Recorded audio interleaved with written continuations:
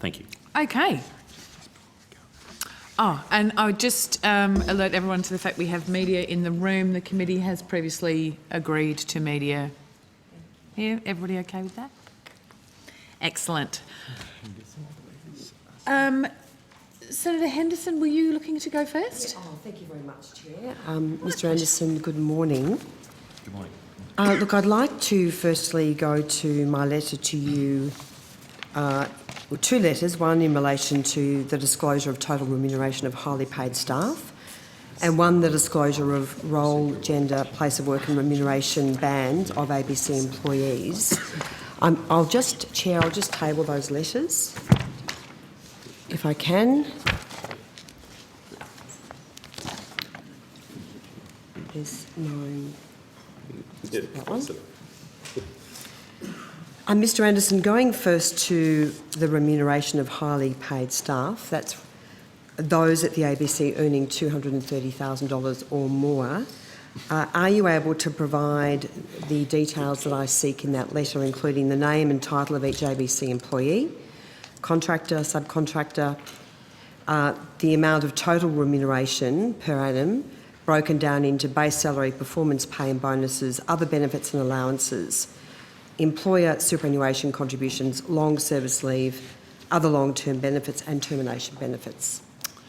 Senator, good morning. We, noting your letter, as a Commonwealth entity, we already provide the information that we're required to under the PGPA.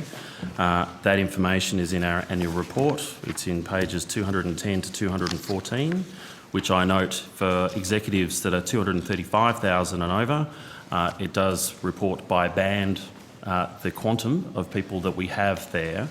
Mr Anderson, sorry, I just want to remind you that you're in Senate estimates. Yes. You're required to answer all questions in relation to the expenditure and operations of the ABC.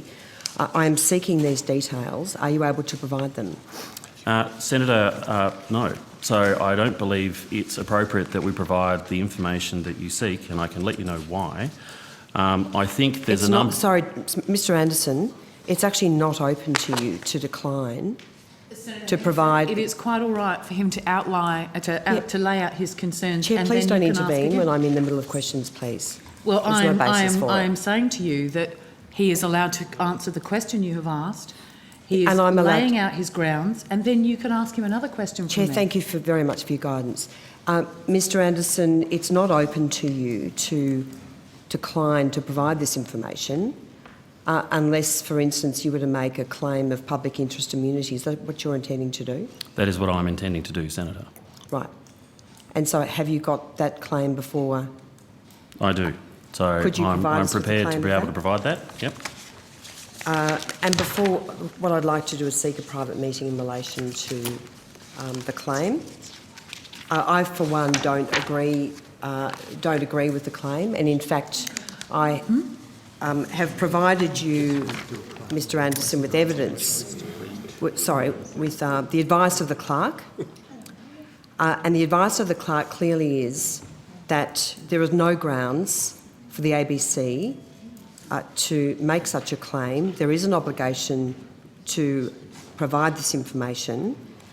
And so on what grounds are you making Senator Henderson, I'm going to stop you there because you're obviously a few steps ahead of the rest of us. We do not have the claim, we do not have the clerk's advice, we do not have the items that you are referring to. You have not allowed Mr Anderson to lay out his concerns. I'm asking those questions now. So I totally agree that we should have a private meeting. And if just before we go for a private meeting, what I would like to do, Chair, is just ask the grounds on which Mr Anderson is making a claim of public which is what we interest tried to immunity. ask previously, and you would not concede. So, yes, it would be great if Mr Anderson could outline Chair, that's not correct. exactly his concerns. Thank you, Mr Anderson. The grounds. Mr Anderson has the floor now. The grounds. Thank you. Okay, there are 4 grounds that I have outlined in the letter that I have just provided. The letter is addressed to you, Chair.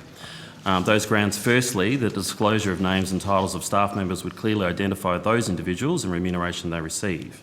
So this personal information would be unreasonable invasion of privacy for those affected individuals and goes beyond what is necessary to ensure that the ABC is accountable for the expenditure of its taxpayer funds. It is in the public interest to keep private information about individuals not to be unreasonably disclosed. That's the basis of the Privacy Act, 1988. The ABC considers that the requested disclosure places individuals, such as on-air talent, in precisely the situation which the Privacy Act intends to guard against, as it would unduly impinge on the privacy of individuals. Yeah, no. That's grounds number one. Ground number two, the protection of ABC staff from work, health and safety risks, including unwarranted public criticism or targeted online abuse that may arise from the disclosure of individual staff members and salary. The significant number of ABC staff already experience abuse on a regular basis. Unfortunately, it's likely that such disclosure will amplify abuse for those staff. I am paraphrasing this, so I'll go to number three. Third, the ABC is distinguishable from many other entities and its agencies. Its statutory independence and role as the largest public broadcaster and a member of the Fourth Estate. This means that requests for the production of that information, including the personal information of its employees, should be assessed with additional degree of caution. The fourth is that the information requested is commercially sensitive and disclosure would damage the ABC's commercial interests. The ABC competes in the private sector for talent. That requested level of disclosure would give commercial competitors an unfair advantage, as they would have full visibility of the ABC's remuneration strategies and structures.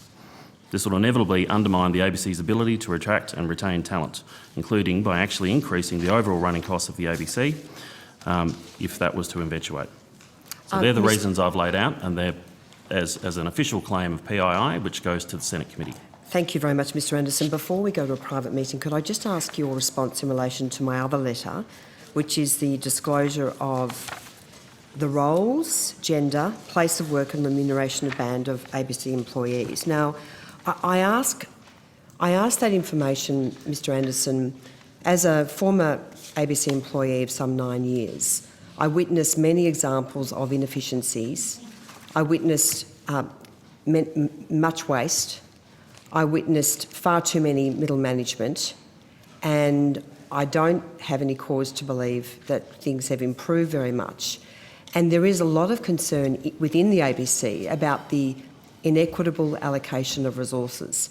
So, for instance, I've recently learned that on a given day, the ABC Radio National Drive program was supported by 9 producers, whereas some programs struggle to get 1 producer. So underpinning my request is to understand the fairness with which the ABC is allocating resources, how many people are located in regional and rural Australia, which is an issue of huge public interest, the gender pay gap and understanding about the gender of who is in what roles and how much they are paid, and also the salary band, of course, which I've asked for in $50,000 increments on a non-identified basis. What I am trying to do is strike a balance between the individual's privacy and the need for the Australian taxpayer to understand, and for the Senate to understand, how the ABC expends roughly half of its $1.1 billion budget per year. Senator, a number of elements to your question. Firstly, to staff allocation, we have by capital city, by bureau, it's in the annual report, we provide, which is a headcount allocation of where staff are across the country. On page 77 of the annual report, we do analysis on gender pay gap, which I'm happy to say has reduced, certainly in the last 12 months. And what is that gender pay gap now? The gender pay gap is down to, it's less than 6%. I believe it to be, I'll confirm it on notice, 5.3% off the top of my head. But of course it should be 0. When it comes to the allocation of resources, of course it depends from area to area, depending on what it is that we're producing. So the examples you gave on radio, of course, depends from a show like Drive to what we might do for local radio. It might scale from, my understanding is 6 people on that program as opposed to 2 people behind the presenter that is on local radio. So the allocation of staff, and I might add, we've been subject to many a review over time as to our efficiency. Certainly in my time, there's been a number of reviews, the most recent one being by Peter Tonner and Richard Bean, and there's been other reviews before that. Some of those recommendations we've taken on board, and we always seek to be as efficient as possible. We're always motivated to do that, to spend more money on our content services. So to give you, and then back to the reporting requirements, we abide by the reporting requirements upon us by the PGPA. If that were to change for all entities, then that's to change for all entities. Well, Mr Anderson, I'm seeking this information because I think transparency of the way the ABC runs the organisation is very important.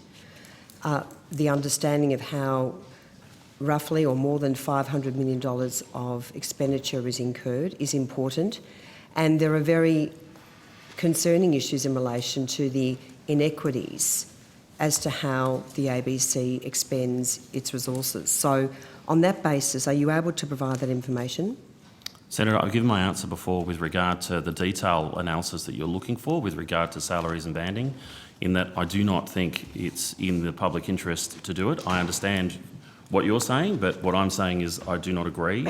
I think we are charged, both management and board, with regard to running the ABC as efficiently and effectively as possible. It is something we look at all the time, and we are always look to maximising the efficiency of the broadcast. So, Mr Anderson, you are accountable to the Australian people. You're Yes. accountable to the Parliament. Yes. It's not a discretion for you to choose what questions you may or may not want to answer. On what basis are you declining to provide this information? Senator Henderson, I will say that we have all in front of us the reasons why he's not releasing this information and the claim for public immunity that we will need to discuss. Sorry, no, Chair. 2 letters. Right. I've got 1 letter. Is there a second letter? I have, there's 2 letters from you. Sorry, these have only just been put on the desk at this point in time. I'm just trying to catch up. So in relation to the letter previously. from me entitled Disclosure of Role, Gender, Place of Work and Remuneration Band of ABC employees, on what basis are you declining to provide that information, Mr Anderson? So with regard to some of that information, it is in the annual report. So some of the information you seek, we already disclose to the degree of where people are, how many people that we have and where they are dispersed across the country. No, I'm asking in relation to all of the information that I'm seeking. Right, and for some of the information that you're seeking, I've given the answer, and I know that you don't agree with the PII claim I just made, but Are you I put making it under in the relation PII. to both requests, are you? Well, not all of what you've just said, as I've just stated. So there is some information that we already disclose that's in the annual report. So just to be clear, in relation to that last letter to which I just referred, are you making a PII claim in relation to any element of the information I'm seeking? Well, I actually don't have both of those letters in front of me. They're in here somewhere, Senator, but if Mr. you Anderson. provide me a copy of the second letter, and I'll say which elements... Would you like me to walk over and Please, give it to you? which elements I'm are very happy to, because It's all right, just came in. I find it amazing that no one in your team has provided you. I mean, seriously, There are this is... 4,235 at the end of last pay period, at the end of October. Could I get a copy of the letter, Chair? Oh, no, Senator. So, sorry, they're in here somewhere, but if I had to find them quickly, just to hand it over would be expedite that. The one I've given Mr Anderson my copy. Thank you. So, Mr Anderson, look, we want to break for a private meeting. Could you please inform the committee what parts of the request that I've made in the letter, disclosure of role, gender, place of work and remuneration band of ABC employees, what parts of that letter are you willing to comply with in terms of the information request, and what parts aren't you? Senator, which one of the two? It's the letter, I'll say it again, Mr Anderson, entitled Disclosure of Role, Gender, Place of Work and Remuneration Band of ABC Gotcha. employees. Yep. So, you want me to provide their gender where the information is available of the employment of total remuneration, the gender, by band. It's the by band and salary band and the amount of people we have by salary band that I'm saying that I'm claiming under PII. So I produce information with regard to gender within the ABC. That information again is in the annual report. I can give you on notice some detailed information that I can on detail of gender across the ABC, but I cannot give it to you specifically by band Well, because if the you're making reporting a PII by claim... band is with the PII claim. That's amazing. So, Mr Anderson, I wonder if Because I'm giving you you individual. could break it down so that we're very clear about what it is that that is in your annual report, what further information it is that you are willing to provide, so Yep. that we can be very clear in assessing the PII claim of exactly what it is that we are looking at. Chair, can I just Otherwise, correct it's going something? to be So if I very talk difficult. May I just correct myself? I referred before to $50,000 increments, I believe. the increments that I'm seeking, the salary band, is 40,000. Yeah, I think you So, said 40,000. yeah, 40,000. So, as I say, and I did say in my letter, I'm very cognizant of some of the privacy issues here, and that's why I've not sought for the ABC to name any employee in this request. I've not sought specific remuneration details, just a salary band, but this is fair and reasonable, Mr. Anderson, that Australians understand how your resources are allocated. Senator, if I refer... And, you know, as I say, if there are some programs or divisions that are completely impoverished and others that are overflowing with staff, as I have myself experienced at the ABC, Australians deserve to know.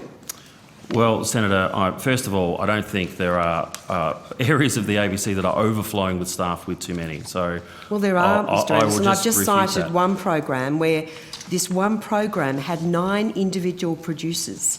I'll get back to you on a with the given makeup day. of RN Drive. But Senator, to specifically go to my PI claim, the examples you give, ABC Legal General Counsel, you want the band. There is only one General Counsel. When you say the Radio National AM program, well, there's one presenter, so But it that- will Public immediately service. identify who these people But are. everyone who works for the ABC understands that when you work for a Commonwealth-funded entity, that there is a higher level of transparency in relation to that organisation. You need to front Senate estimates 2 or 3 times a year and Oh, I'm answer aware, yeah. every question in relation to the operations and expenditure. So I appreciate that, but in fact, if the General Counsel was paid above $230,000, separately I'm actually seeking for you to name that person and their exact remuneration in my other request. So it really would only be a small number of people where you could identify who that person is by reason of their particular role. Obviously, a television presenter of a program can be identified, etc. But for most people in the organisation, they will not be identifiable. Senator, so to answer your question specifically with regard to this letter that I confirmed with you the title of, you are getting down to the identifiable positions for people, which is what I'm claiming that I won't do. Now, for the General Counsel, for anyone over 235,000, we do actually, between pages 210 and 214 of the annual report, as per PGPA, we have a table that says how many people are in those bands, and bands for our senior executives. I understand So that, highly but I'm qualified. seeking more information, Mr. Anderson. And I'm saying I abide by what we do for the PGPA. Anything beyond Where that, with what I'm regard to wanting- this letter, I'm claiming PII. So I think what we need to do at this point is break this down so that you can articulate, Mr. Anderson, the elements that are in Sure. your annual report, the elements that you were able to provide in addition, and the elements for which your claim will apply. Chair, can I... If we assess that Apologies. claim on the totality of this, then we will not be getting an appropriate approach, and it's highly unlikely your PII would Chair, go forward. could I also just share, I need to get copies made. The Clerk of the Senate I was has going to provided ask you some if you could advice. table the so that the committee can all have a look.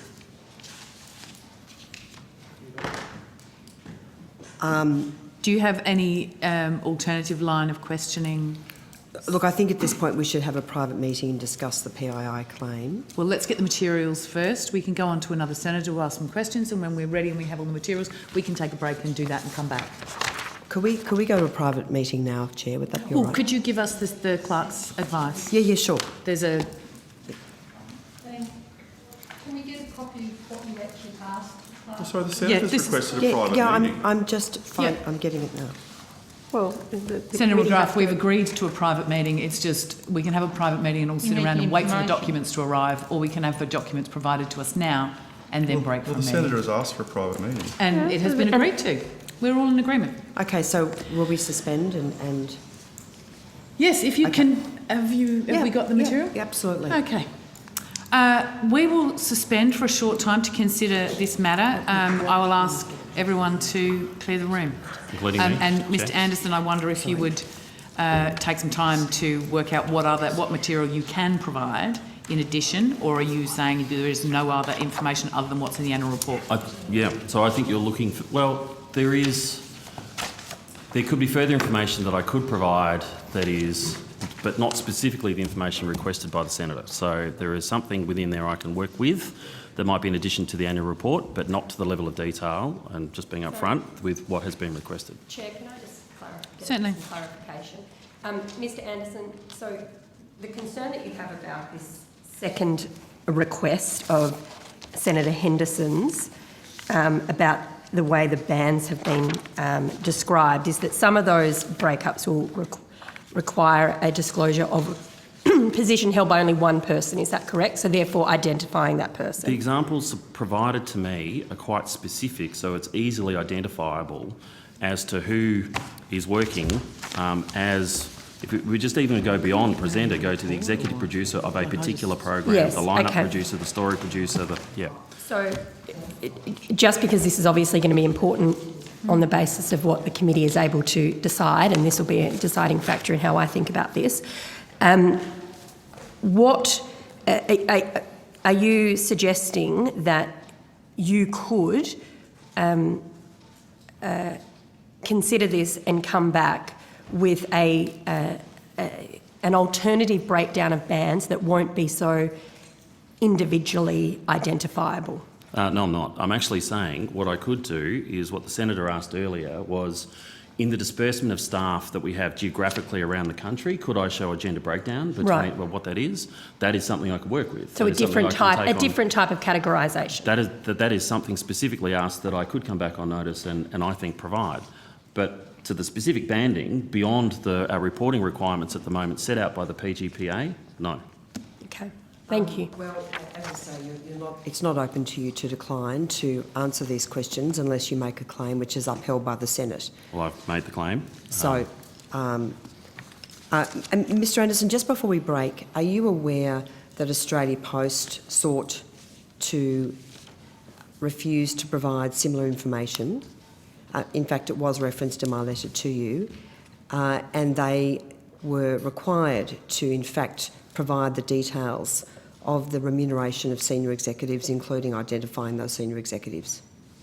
So you're aware of that Senator, precedent? so you made reference to that. I haven't looked into specifically what arguments Australia Post made before they were required to disclose, or the level of which they did disclose. So we disclose KMPs as we're required to.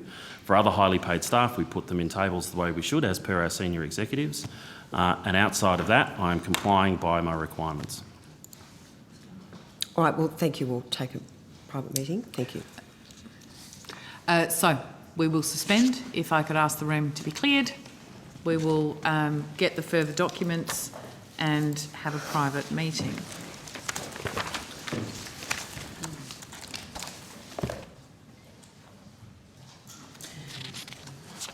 Be handy to have the clerk's advice. It's been printed now.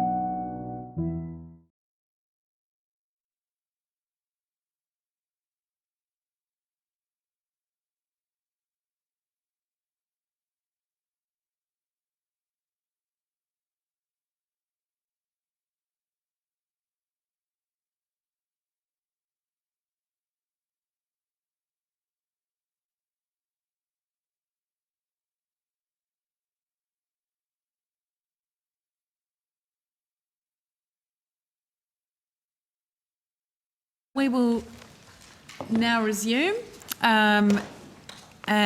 with the Australian Broadcasting Corporation.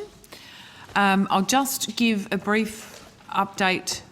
The committee has held a private meeting and has looked at the issue of considering the public immunity claim. We have not addressed that. There are a lot of documents to look at. The committee will have a look at the various documents. We'll consider the claim later in the week, and then we will reserve our right to recall the ABC at a time after that, once we've had a chance to consider the next steps. Okay. I will ask for some further material, Mr. Anderson. If you could run the chronology of the various emails or letters you have received from Senator Henderson in regards to this matter, and table the actual letters that you received from Senator Henderson, that would be most helpful. So, thank you, Chair. Time period from last week, I assume? Yes. Yes. Yep.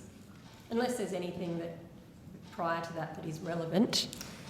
I don't believe so, but I'll table the chronology Sorry. and the letters. If you could have them to the committee as soon as is reasonable, but obviously we need those materials to be able to consider appropriately. We'll do that as soon as possible, Chair. And Chair, also just to confirm or clarify that Mr Anderson is referring to a letter dated the 4th of November. So that was a letter that was sent to you in an earlier forum, Mr Anderson, which was the request in relation to highly paid staff only. So on the face of your letter, your claim of PII, just to clarify, you haven't lodged a PII claim at this point in time in relation to my second request. Senator, So I think this is the point of clarity that we require. There's a confusion. Obviously, I need to go into it in detail. That you refer to a 4th of November letter from Senator Henderson.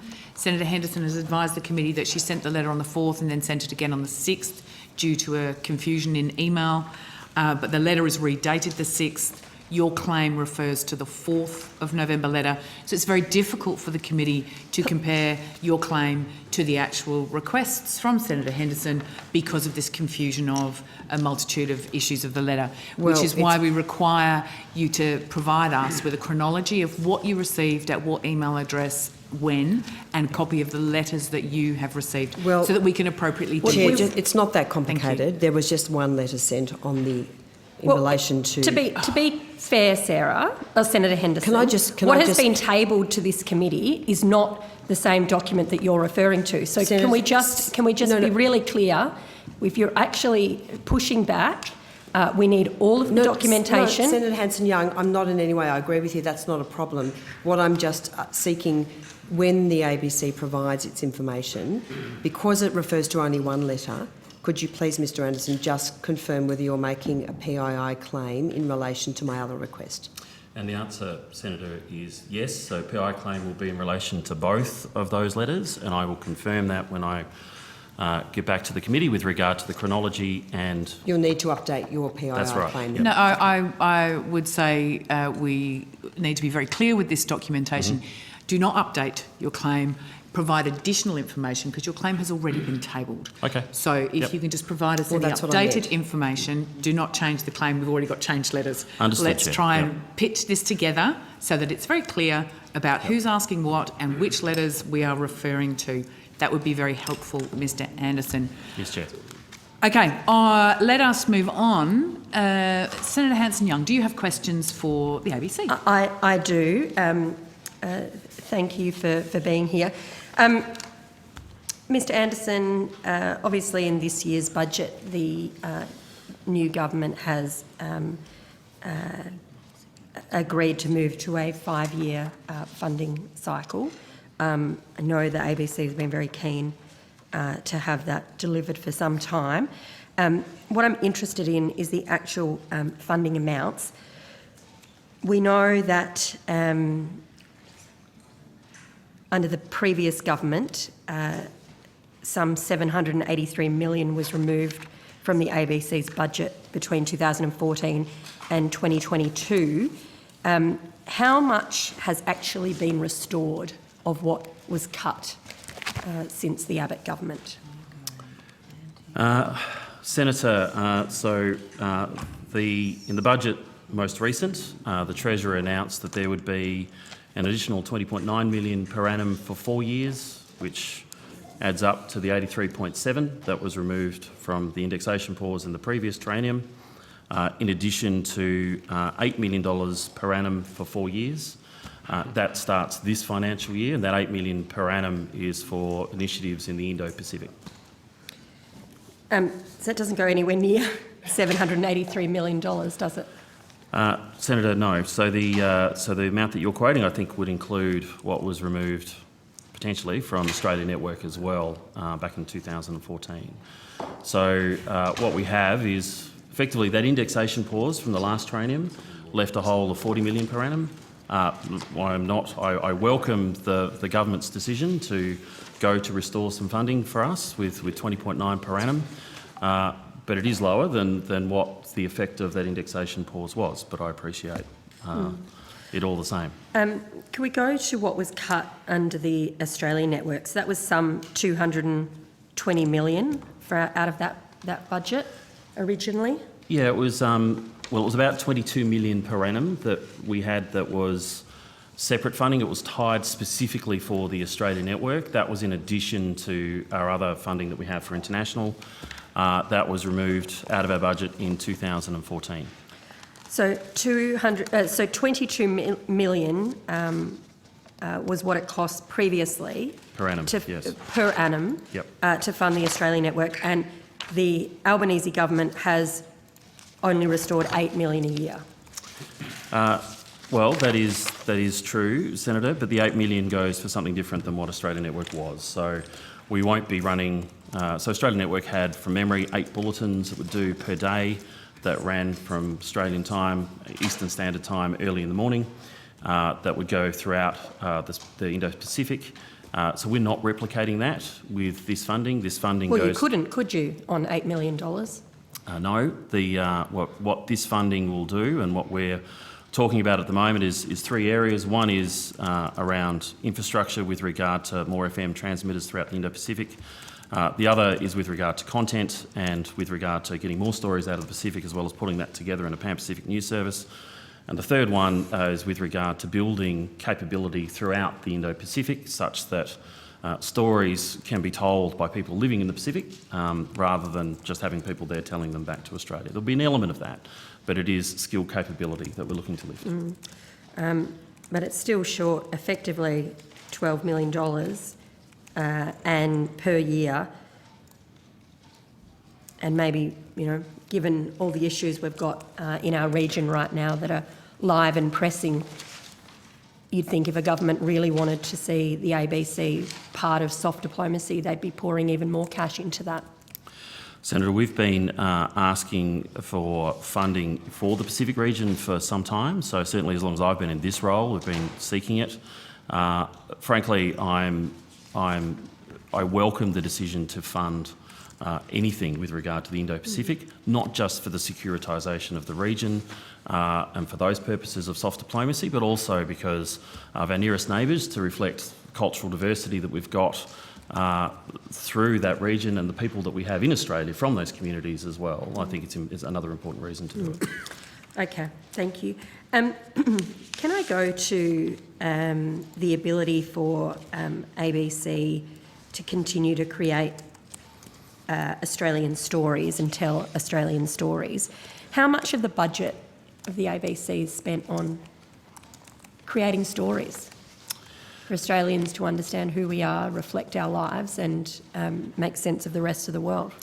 Senator, it's an effort we all contribute to, no matter what role that we're in. Certainly, the element of the ABC's budget that goes directly towards content is certainly more than what we have with regard to what we have to support it. So, and it varies. So there's different budgets, but skewed towards between news, regional and local, entertainment and specialist.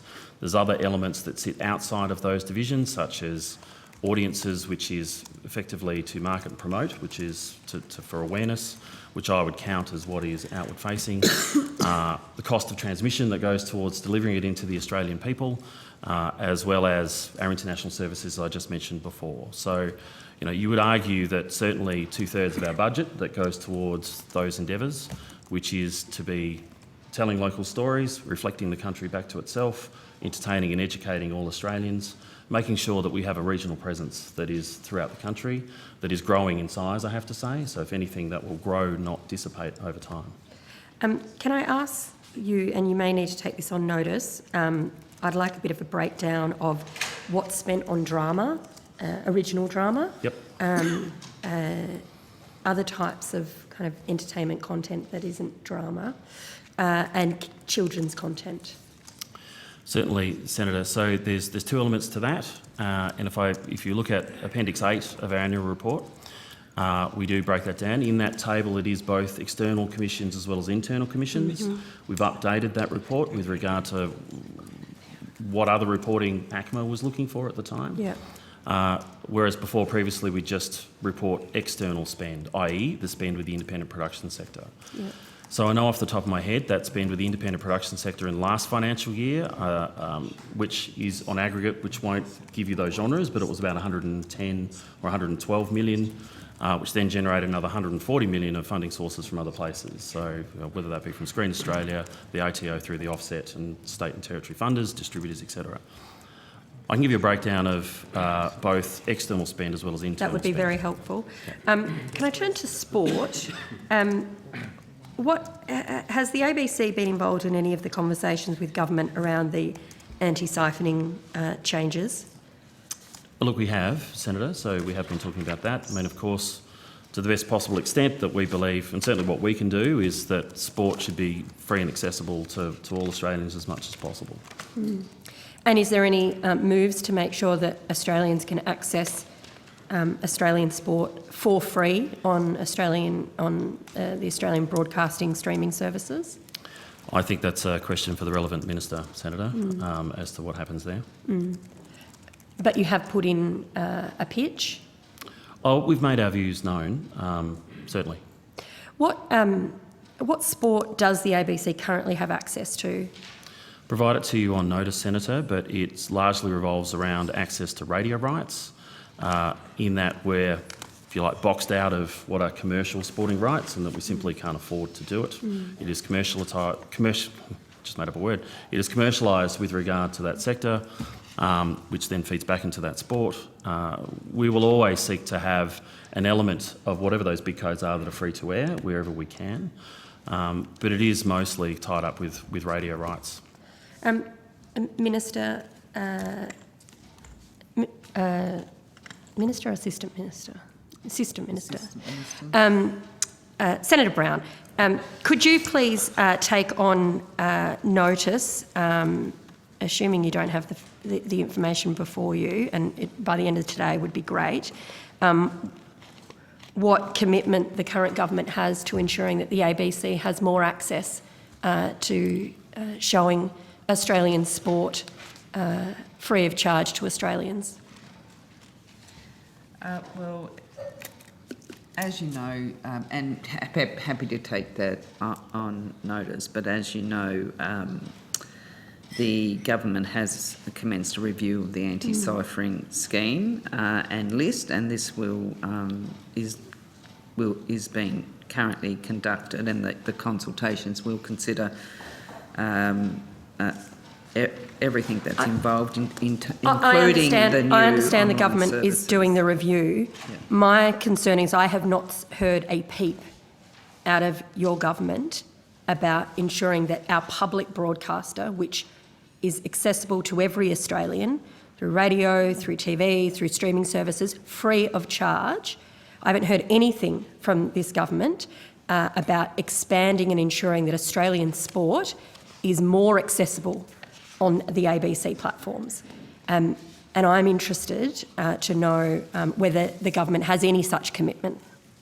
Well, certainly the Minister has been on record, but I'm happy to take it all on notice for Great. you, Senator Hanson-Young. I was just making the committee aware that the review, the government has commenced a review of the anti-sulphuring Okay. scheme. Do we know And when it's- that's going to be finalised, the review, and when we'll My be back? understand, well, it will be completed before the current list sunsets, which is in April of next year. Okay. But happy to provide if there's more information that I can give Yep. you. Okay, thank you. Mr Anderson, can I ask some questions around, there's been quite a bit of public commentary about the decentralisation moves, the moves out to the western suburbs in Sydney, away from, the moves out of Ultimo. I'm sorry if I missed any of this in your opening statement this morning, but could you give us an update as to where all that is up to? Certainly. So we put it to Parliamentary Works Committee last week. Where we're up to with the Sydney Accommodation Project is we're sort of seeking their approval. We've got board approval to proceed. This is with a presence in Parramatta, in Western Sydney, for up to 300 staff, which consists of a ground floor promenade space behind glass, which is a radio studio and a working TV studio where 7pm news will come out of there nightly. The radio studio will be for Radio Sydney. There's a sort of a multi-purpose space that's there by the glass. People can actually see the ABC in production. We've also got a space upstairs which is on the 39th floor, which is where the newsroom will be. Other members of Radio Sydney and some other elements from entertainment specialists, more specifically Radio National, but other teams coming through. We think it's important to have that presence there to tell local stories from where 2.6 million people now reside in what is the fastest growing region in the country. Important there to be local and to be closer to where the demographic heart of Sydney is. Back at Ultimo, the Ultimo project, so that is in order to pay for the operational expense out at Parramatta, we're taking people from across two buildings, 7 floors in one and 14 floors in the other, putting into the 14 floors, putting those 7 floors of people into the base of those other 7. So there's an Ultimo refurbishment project happening. We're going to lease out the top 7 floors. That operational expenditure pays for the operational expenditure lease at Parramatta. The way we're funding it through capital expenditure is through the sale of a underutilised now property over at Artarmon in Lansley Place, which we've certainly disclosed in the annual report. That pays for the capital expenditure involved with Parramatta, and there's other property works that we need to do with that, which goes to the other part of your question. When we look at decentralisation of the ABC more generally, we're now in 10 more locations across regional, rural and remote Australia. That's thanks to our inclusion in the Media Bargaining Code. But there's other plans that we have, certainly for outer suburban areas across our other capital cities, not just Sydney, to think about where our presence is and how to make sure that what are sprawling suburbs that are in fact cities in themselves are well covered by our journalism. Is there anything any information you can give me about my home state and hometown in Adelaide? What's happening there? Well, Senator, I don't want to prejudge the outcome of any discussion, but we have been in discussion with South Australian Premier with regard to certainly use of the building that is in Adelaide out at Collinswood. It is certainly underutilised. We've tried to rent out certain floors of that to limited success, but we think there's a bigger possibility here of attracting particularly external production to South Australia. But that's an ongoing discussion. It's constructive at the moment with the South Australian Government about what we could do there together in partnership. Okay, and I don't want to prejudge it either, so, but I guess I've heard this a few times, and I'd like to know whether there has been any movement given the change of government in South Australia. Well, things are looking pretty positive with Stephen Marshall as Premier. Then, of course, he lost the election, and now we're talking to Peter Malinakis about this. And can I say the conversation is an ongoing one now across 2 governments, Okay. but it's still look, I think it's quite positive, but we'll see how we go. Yeah, okay.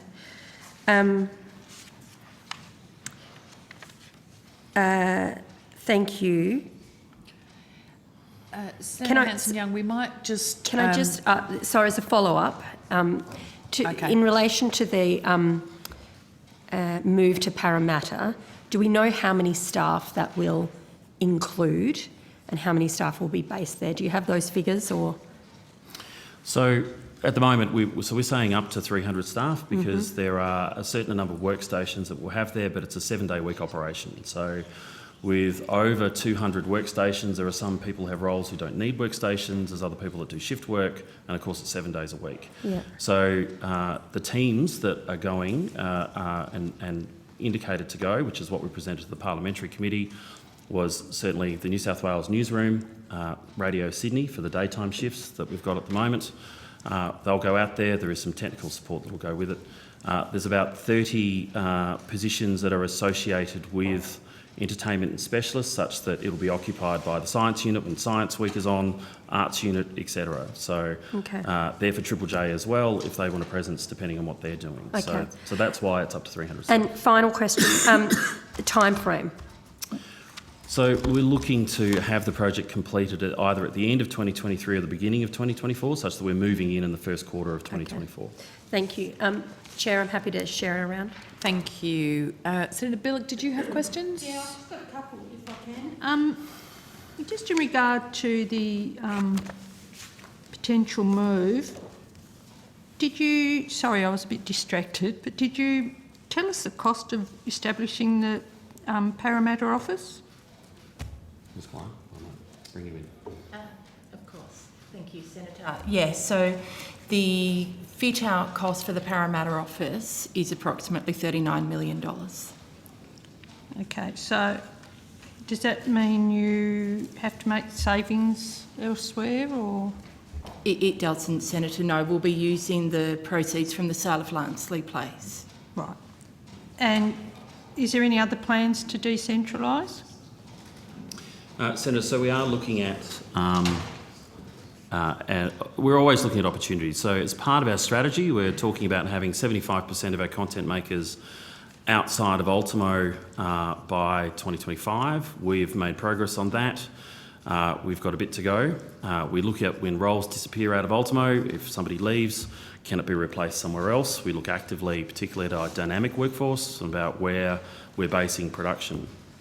So we are looking at some decentralisation. We look at our presence in out of the CBD of Melbourne, out of the CBD of Brisbane. So we've already got a position in Logan, but looking at expanding what we do there, as well as what we're doing in Perth. So yes, there are things that we're looking at which are bureaus. And I might add, in Parramatta itself, we are looking at having a shop front further out at either Liverpool or Penrith. And by shop front, I mean about half a dozen people that are located there, so to make it easier to cover the outskirts, well, Greater Western Sydney further of what is truly Greater Western Sydney, noting that Parramatta is on the edge of Greater Western Sydney. Okay, thanks. The ABC is the only emergency broadcaster on the Central Coast in New South Wales. That area, as we know, is prone to severe bushfire. Are you aware that for a number of years the people at the Central Coast have been complaining about the poor radio reception or weak terrestrial signals for the ABC? Senator, it has been brought to my attention that certainly for FM, that there is interference with FM services for both local radio as well as news radio. It is difficult to find additional FM licences to be able to pick that up. Of course, there are other services available and there's other ways that we can provide for people. So those emergency broadcasting will continue, of course, through what we have there, through our local radio. But we've also got enhancements we're making to emergency broadcasting with regard to our digital products, as well as what we can do for ABC Listen. So there are other ways of accessing it as well. But I know that it has been brought up that there is interference, I think, from high-tension power lines that interfere with the FM signal. Will the ABC act to improve its radio coverage of the Central Coast? Senator, actively, I've asked my people to look at what other licences might be available. I'm advised previously that they are not available, but we'll go back and ask again if we can find additional How long FM ago was translators. that advice? I think it was a little while ago. I think it was a couple of years ago. So Okay. it's been brought up with So- me recently, and we will Okay, can you give me a time frame for when you'll do that? I will do that in the next few weeks, Senator. We'll just see and inquire to see whether that's possible. Okay. As well as looking at licences, will you at least agree to review the issue and see what else can be done? if I will, anything? Senator. Look, it is an important issue. It is, look, AM covers many places. FM does a good job and is usually of better quality in Central Coast. I am aware that it is of varying quality for the public through that area. Yeah, I mean, I think the ABC generally has a pretty good name in regard to being the emergency broadcaster that people rely on. So Yep. people of the Central Coast in New South Wales should have the same access if possible. So, okay, I look forward to hearing what you find out. Thank you. Senator? Senator Antic. Thank you, Chair. Mr Anderson, I've got a couple of questions about some programming matters. And at the moment, the ABC is airing a program called Courtney Act, The Spectacular Suit, in which a male drag performer, Shane Jenek, reads a children's book called The Spectacular Suit, this is it here, about a female child wanting to wear male clothing. The program was rated G, and it's been heavily promoted on TV and on the app. My question is this: why is the ABC grooming Australian children with this sort of adult content? Senator, I don't see that as grooming children with that content. That particular program is reading from a book that's about dressing up. So I think this Female is... children in male children's clothing. You think that's not subliminal? I mean, young girls wearing pants. Sorry, Chair. Seriously. Chair, We I can't. have the call. Thank you, well, Mr Anderson. it's offensive. Well, it's not. Well, if it's offensive, you don't It's have to hang around, deeply, Sarah. deeply well, you don't have to offensive. hang around, Sarah, if you don't want to. Okay, Senator Antic, if you just continue with your line of questioning. Well, I am. I'm waiting for an Heavens answer. above. Girls wearing pants. I mean, that's the level Senator, of rubbish you're putting forward. We are not grooming... Don't hang around, Sarah. Okay. Amazing what triggers a response. The truth. Mr. An- The truth that the ABC is grooming our children. Offensive We are not rubbish grooming. does, and it needs to be don't called hang around. out. Sarah, you're quite welcome to leave.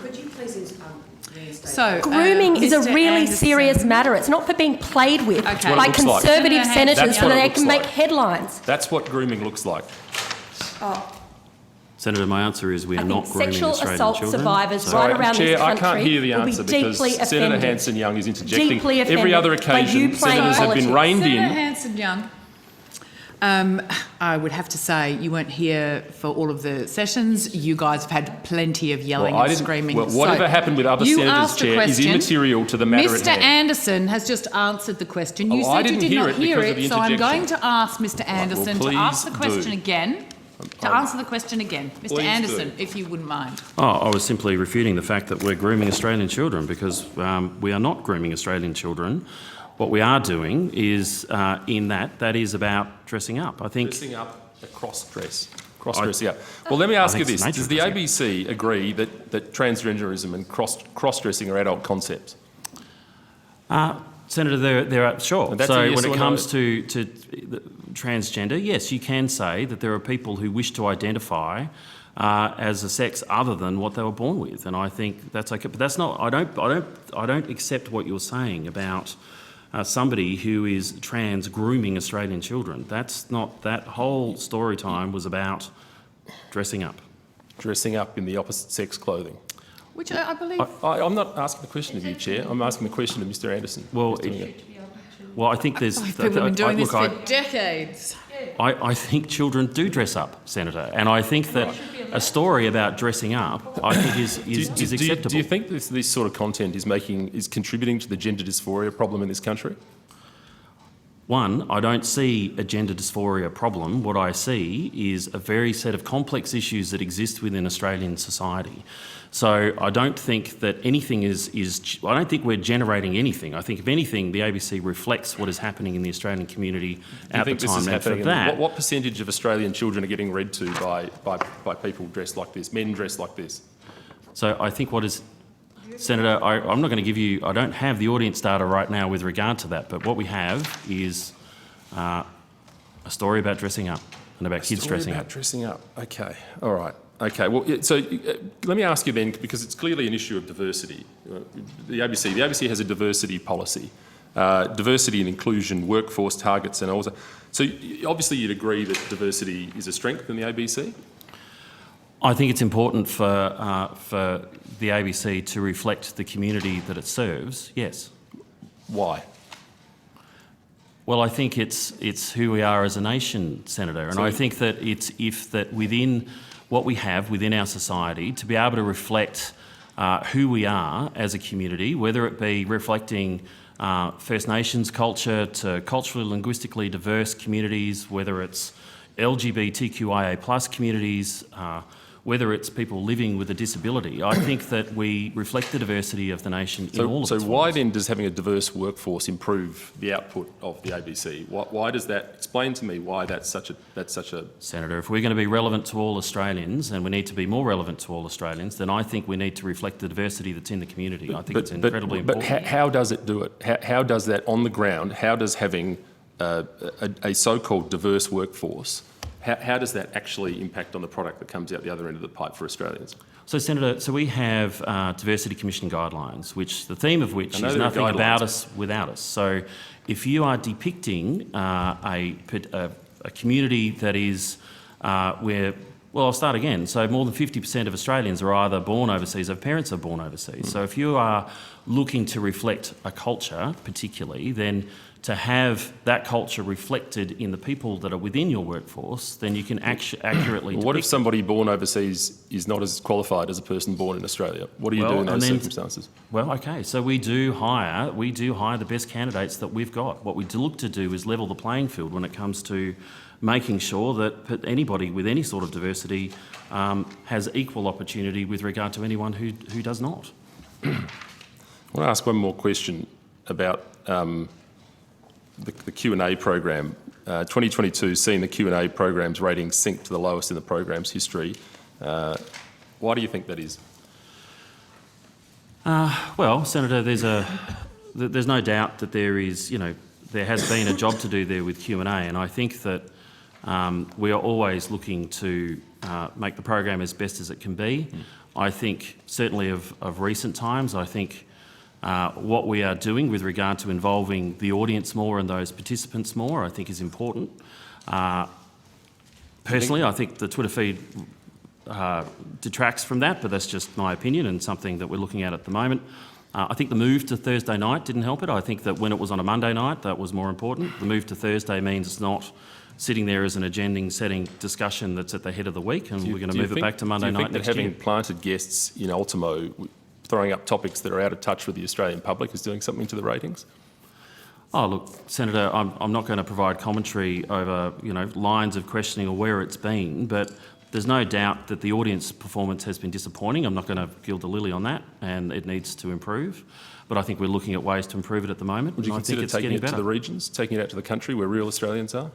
I don't disagree with that either, Senator. I think that that's an important element too when it's travelling. And there's been more of it that has been coming out of other places, Canberra more recently, Melbourne before that. And I agree that it should be on the road. Thank you, Chair. Thank you, Senator Antic. We will go to Senator Henderson. Thank you very much, Chair. Mr Anderson, I wanted to raise the issue of the speech given by Louise Milligan, and I refer to the letter that I wrote you on the 6th of November. If I could table that letter, Chair. So I'm seeking for the ABC to provide a transcript of the speech and a copy of any recording, along with all correspondence, emails, messages, briefing notes between Ms Milligan and the ABC in relation to the speech, a copy of any complaint by any third party sent to the ABC, including Ms Milligan, details of any payment, including in-kind payment, received by Ms Milligan, and some other related questions. What information can you provide me? Senator, look, I'll take the question on notice about what I can provide you, but I can give you an answer right now about this. So, when any ABC employee seeks to do what we'd call outside work. It's a policy that we've got, which includes speaking at non-ABC events, and this was not an ABC event. It was not put on by the ABC, not an ABC platform. Then people are required to seek approval ahead of time. So that process was completed in this case. Approval was sought by Ms Milligan with regard to speaking at that event. We don't take responsibility when our people are acting in a personal capacity, but we do require that we are given the nature of this and the fact that anything that anyone is going to say is not bringing the ABC into disrepute. They are abiding by our code of conduct and therefore not undermining their ability to do their job. We seek those assurances before they do it. Now, that process was followed by Ms Milligan seeking approval in advance.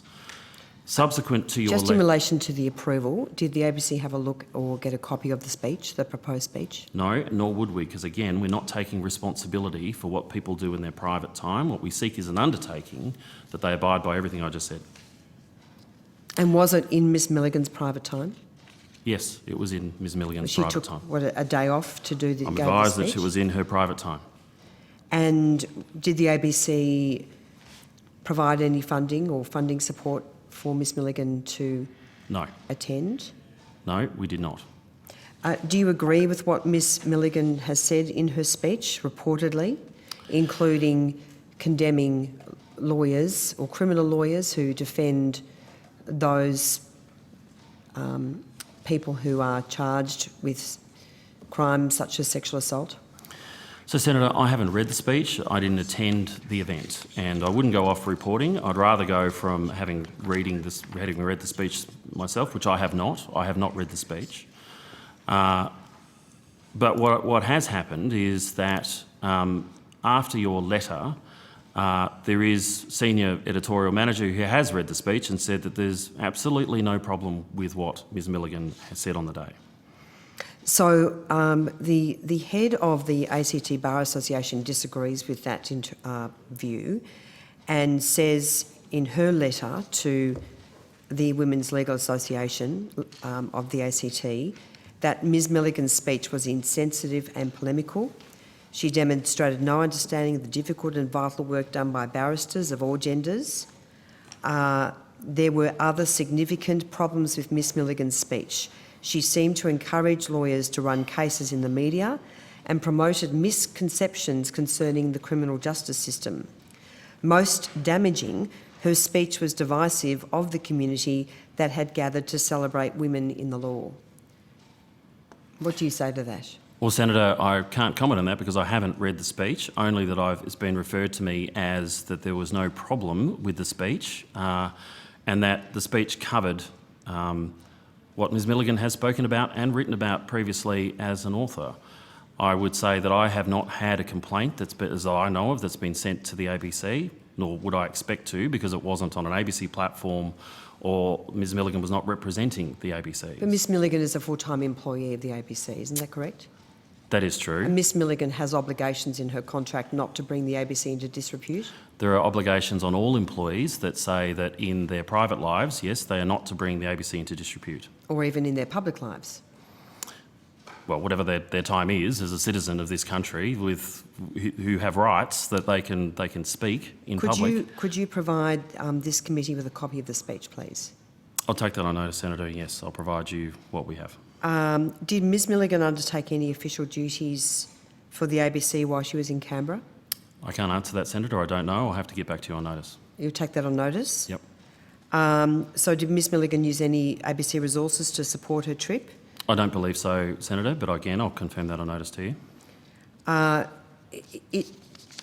There was one particular very concerning comment made reportedly by Ms Milligan, and she seemed to suggest that women, when making allegations, should always be believed. Now, there are many cases in this country, including one that recently occurred in the Geelong region involving a prominent surgeon, where a woman fabricated allegations of sexual impropriety.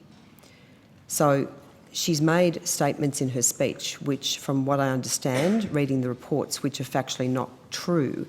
and that's now reflected on the ABC as an institution. Doesn't that concern you? Seek clarification, Senator Henderson. No, Senator Hanson-Young. What reports are you referring to?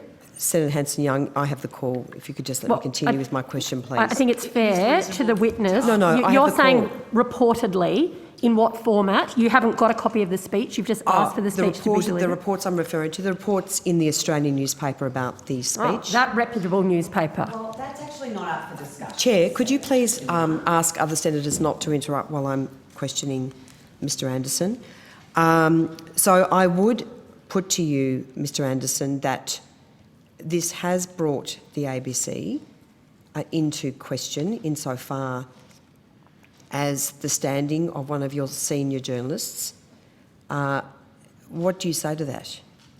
Well, Senator, again, I don't have a copy of the speech. The ABC somewhere has a copy of the speech because someone's looked at it and told me that it was okay.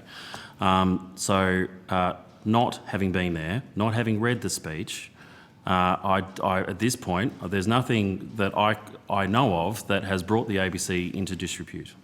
Well, I'm referring to this particular letter. You say there was nothing wrong with Ms Milligan's speech. Others disagree. Do you accept that your remark may be seen as being insensitive and hurtful to many women who attended the event?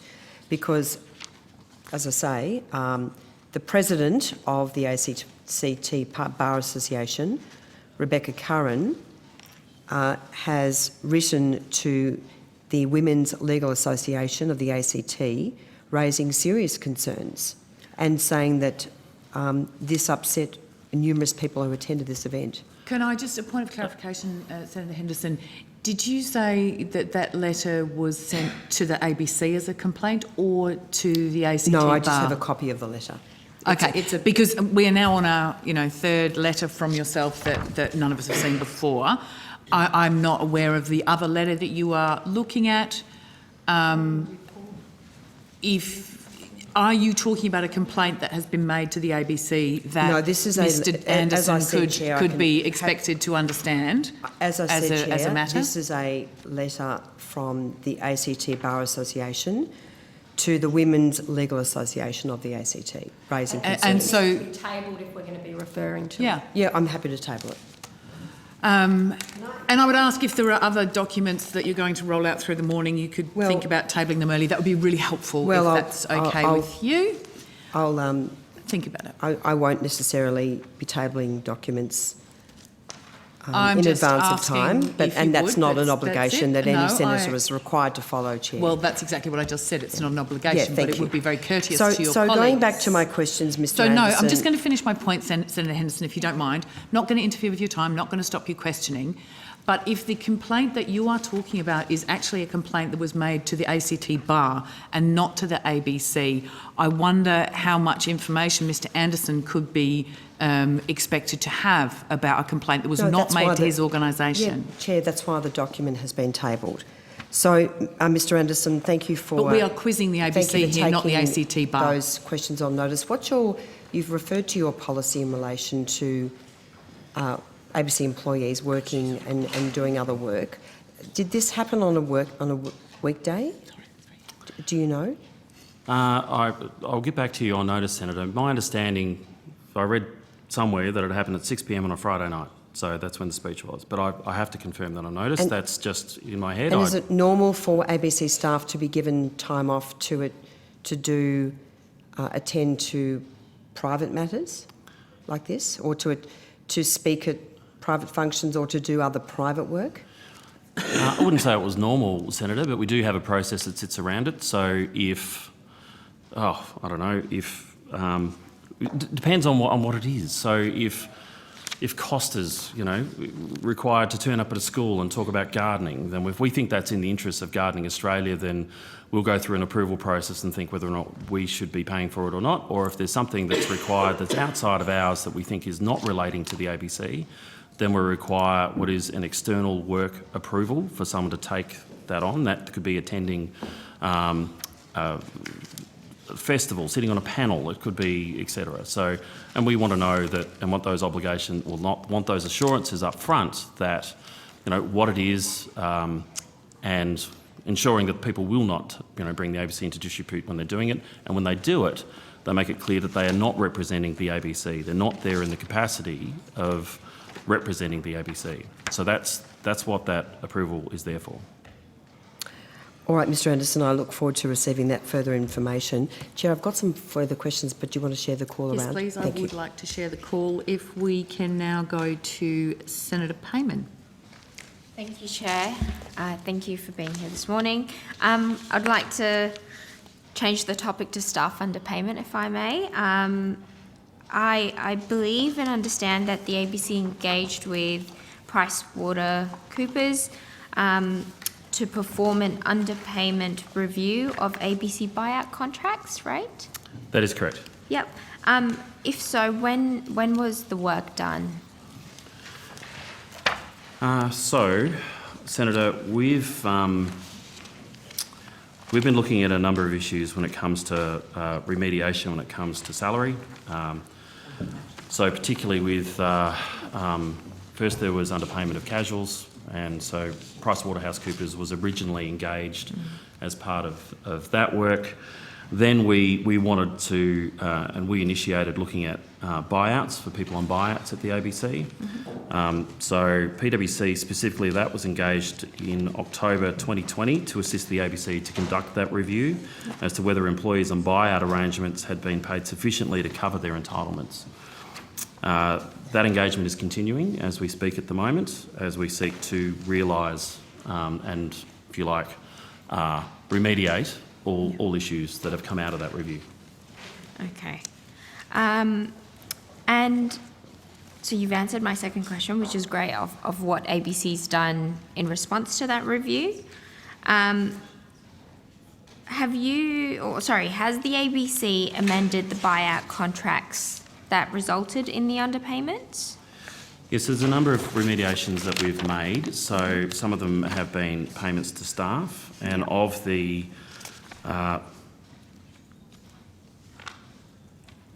looking for the number, it's over 900 people that were affected by this. There are approximately, I think, 20 cases that are left outstanding that we're still in consultation with.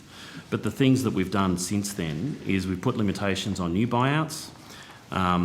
We've continually sort of reviewing the existing buyouts, so which requires people to fill in timesheets to check against what is the better off overall test about what people are working against what the buyout is buying out for their entitlements. That involves ongoing monitoring and reconciliations. And then we're looking at potential changes to the employment agreement. So at the moment we're negotiating a new EA.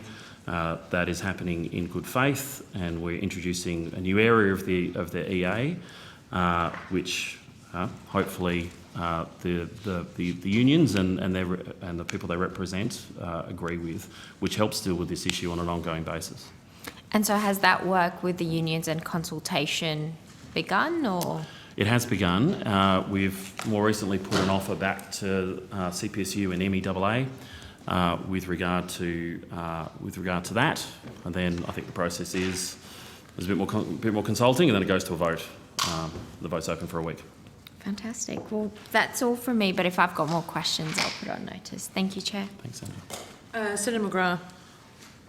Thank you. And this may have been touched upon, and I apologise, I was in another committee hearing. Just in relation to the payments for ABC employees, are ABC employees able to earn income from other employment? Senator, that they are, but as I said, it's by approval that they need to seek approval to get other employment. That is effective. Well, depends on the nature of their work. So it depends. If somebody is employed on a part-time basis that might be 2 days a week, then yes, they are able to have other employment. But if somebody is full-time and they want other employment, we do expect an outside work form to be completed that's seeking approval to do something on an itinerant basis. So is there a formal policy? Yeah, there is. Could you table that, please? I can. Certainly. And could you also table the forms that people have to fill out? So who makes the decision whether an ABC employee can take on additional employment? Is it their line manager, or how far up the chain? Well, it goes up to director level unless delegated for specific circumstances. So, but otherwise it is director level. Okay. And does and you touched upon this in terms of someone working 2 days a week and someone who's full-time, but does the policy delineate between the categorisation of work? For example, there's casual employment, permanent work, there's contract, there's also unpaid work, Yep. and there's sort of specific piecemeal work like speaking gigs and things like that. Does the policy take into account those differences?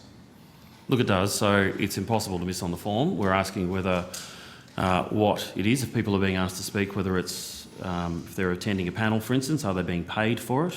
Are there costs involved that are being paid for by somebody else as a result of doing it? And sometimes it is just simply in kind, in that people are not being paid for things, whether it's speaking or attending something. But yeah, that is incorporated into that approval. So what about when it comes to conflicts of interest when an employee takes on additional work? Is there a separate policy for how the ABC employees and the director who signs off on this? How does the ABC manage conflicts of interest? Well, look, we have a conflicts of interest policy. We have other training that we roll out from time to time so that people are aware of their obligations with regard to raising what are potential or perceived or actual conflicts of interest with regard to a great many things. So we have a separate policy for that that isn't just about work. So, could you table a copy of that policy, please? yes, I can. Good, thank you.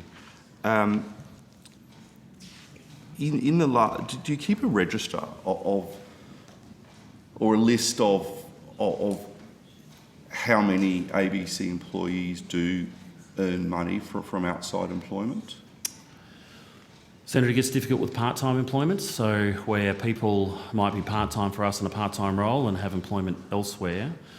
Again, there's still an obligation on employees to tell us if that does generate a conflict of interest. We wouldn't keep records of how many are or are not working somewhere else. We certainly have records when people fill in an outside work request. We hang on to those when that approval is provided. And we also retain information when people disclose that they may have a potential perceived or real conflict of interest that needs to be managed. Are you able to table on notice, to answer on notice in the last financial year that the number of employees who did fill out one of those forms? The request for outside work? Look, I'll have a go at doing that for you, Senator, and be able to provide you something on notice. Okay. Are you able to state whether any requests were rejected? Sometimes they are. So simply because we might be concerned, one, about the payment, if there's a payment involved, and who it's with. Two, the nature of what it might be. So we asked for that explanation in advance about what it is about outside work requests. And yes, I can recall instances where we have said no to people and said that's not approved. On notice, if you could list the number of rejections that in the last financial year, and if possible, the reason for the rejection. Again, Senator, I will take that on notice and try to get back to you with something. Whether or not we actually keep the rejections is a question that I do not know the answer to, whether we keep records of that, to be honest, but I will come back to you on notice. Because I've asked these questions, and I think my colleague, Senator Henderson's touched upon this, and is that Louise Milligan spoke at the Women Lawyers Association gala dinner on Friday the 21st of October. I'm just checking, Ms Milligan is an employee of the ABC? That's right. Okay. And I will add an outstanding award-winning journalist whose journalism is without question, but... and someone who cost the taxpayers of Australia hundreds of thousands of dollars in relation to the settlement of a legal dispute. So there's another side to that, Mr Anderson, in terms of her quite sloppy approach in some areas. But did she seek approval to speak at this event? Ms Milligan did seek approval, yes. Okay. Was she paid to speak at this event? My understanding as part of that approval sought was that she would be paid for that event. Do you know how much she was to be paid at that event? I have to take that on notice, Senator. Did that payment include flights and accommodation? Again, I'm going to have to take that on notice, Senator. I don't have that detail in front of me, other than, yes, the approval included that Ms Milligan would be paid to attend that event. In terms of the quite contentious nature of her speech and how many women lawyers, as reported in the media, felt they were treated by Ms Milligan in that speech, did Ms Milligan provide a copy of the speech to the ABC ahead of her attending the dinner? No, Senator. So, and you would have missed it. What I said earlier is that we don't take... This is... so Ms Milligan was operating in her own time. We don't take responsibility. So the outside work approval is sought. The nature of what it is that they're doing is also required. We won't approve a speech or talking points for anyone. We don't take responsibility editorially or legally for someone behaving in a personal capacity like this. So that is... And we do require people, as I said, to indicate that they are not speaking on behalf of the ABC or not representing the views of the ABC. But just on that, Ms Milligan, in relation to some of her social media commentary, was acting in a personal capacity, and yet you still paid a settlement. I don't understand that there's a contradiction there. Senator, the contradiction is that we found ourselves vicariously liable in that instance, and we've made moves since then to make it quite clear that, particularly in the personal use of social media, we took legal advice to update what was our code of conduct, update our advice to all staff, and update our contracts to ensure that from that moment on, we did not take legal responsibility for people's personal use of social media or things like this when it comes to speeches. Outside work that sits outside of the ABC. But Ms Milligan was attending this event in a capacity as a journalist who works for the ABC, and this is where I would like to just try and understand a bit more in terms of the conflicts of interest, in that you have someone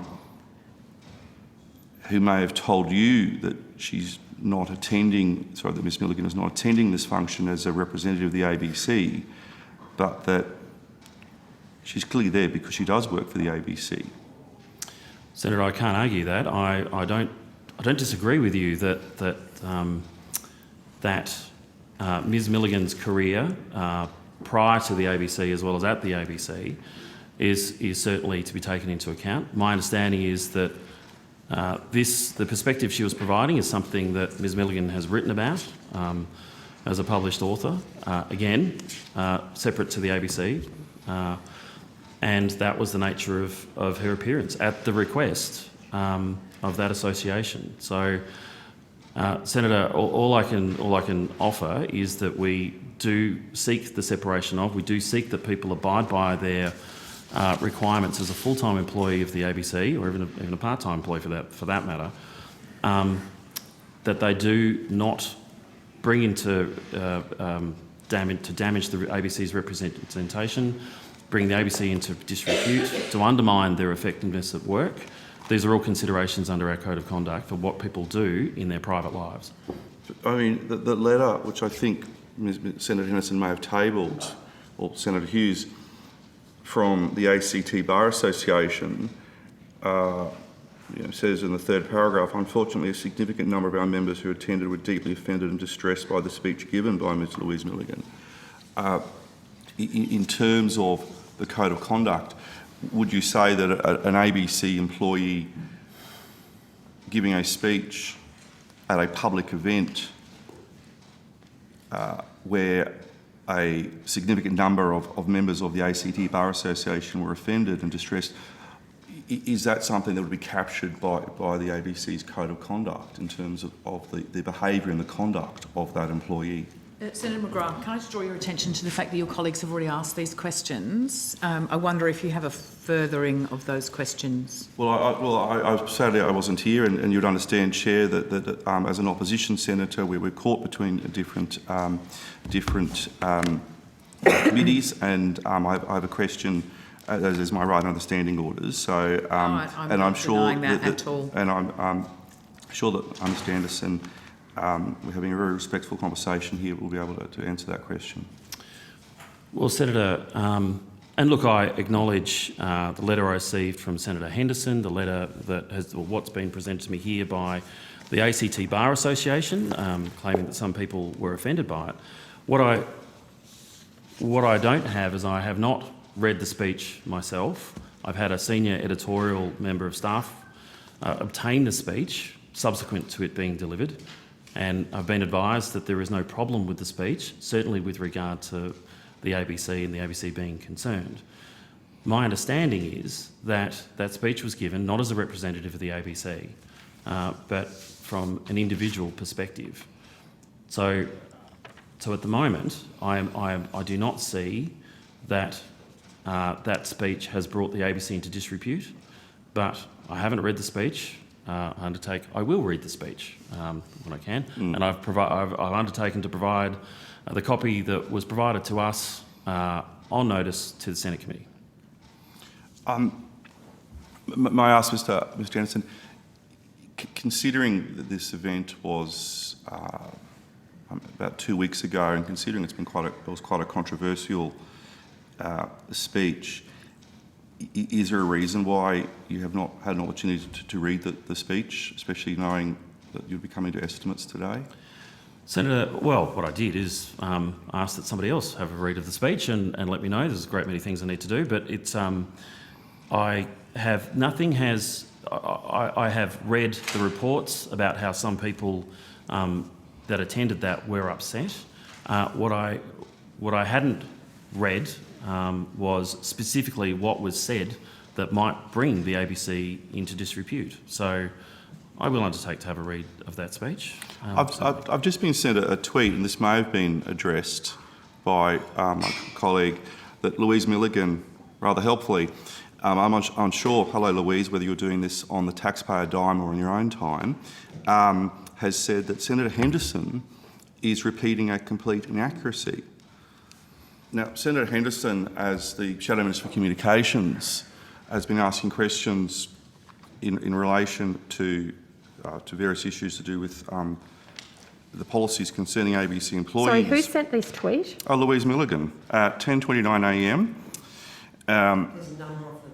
So, Louise can we Milligan's talk about Ms Milligan's use of social media, and that she is undermining you as the Managing Director? She's just defaming me on her social media account. Well, hang on a minute. And if we're going to be asking the witness to refer to things, you have to put these things in front of the witness.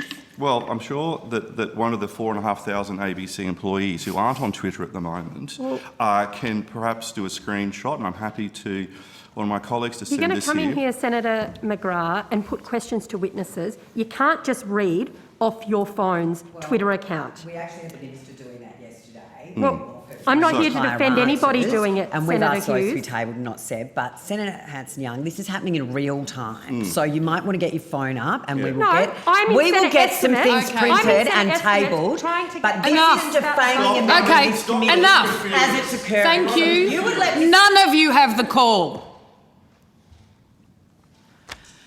Can we please get copies of those tweets so that we can actually... Thank you very much. That would be lovely. And we can all have a on look. their phone, which I happen to know is probably most people in this room.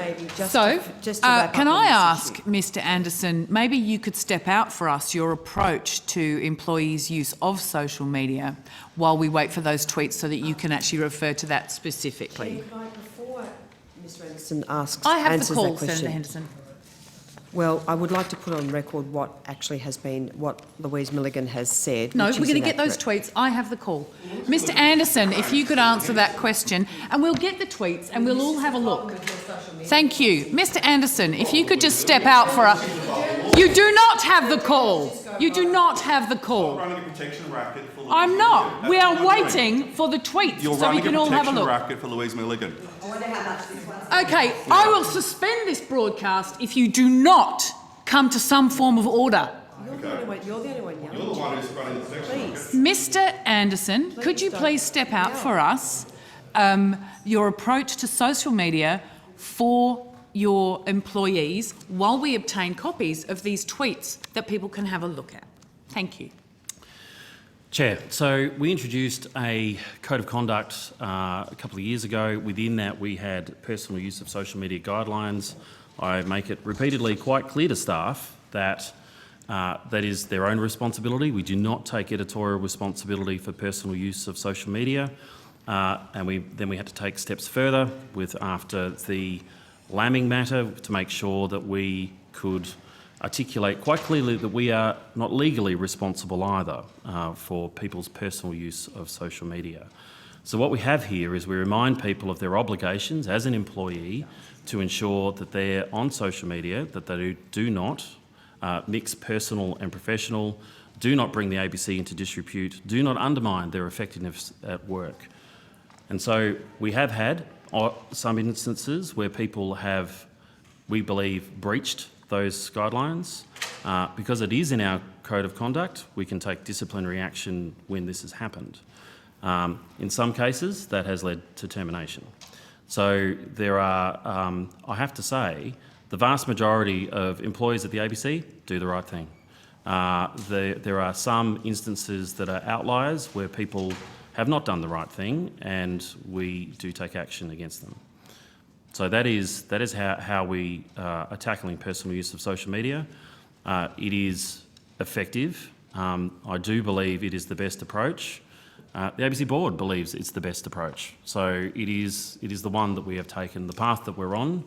And when I meet other public broadcasters and their relative equivalents, CEOs, managing directors, director generals, they look towards our policy. I note that the department have taken on a similar social media policy. So has the APS. So, I think that what we have here is an effective policy that's in place.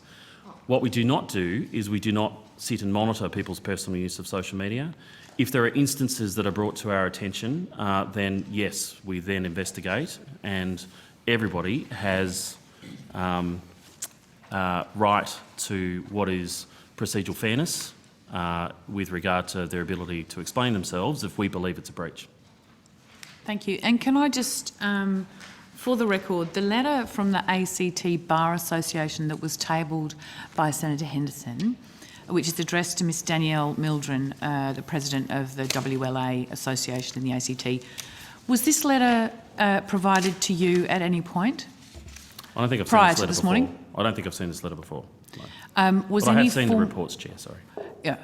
Has any formal complaint been addressed to the ABC regarding this situation? It is my understanding that there has been no complaint that has been put to the ABC, either formal or informal. So I checked with audience support, which, want of a better word, the people that monitor the people that call in, the phones, as well as those people that email, as well as official complaints that would otherwise happen through the ABC Ombudsman.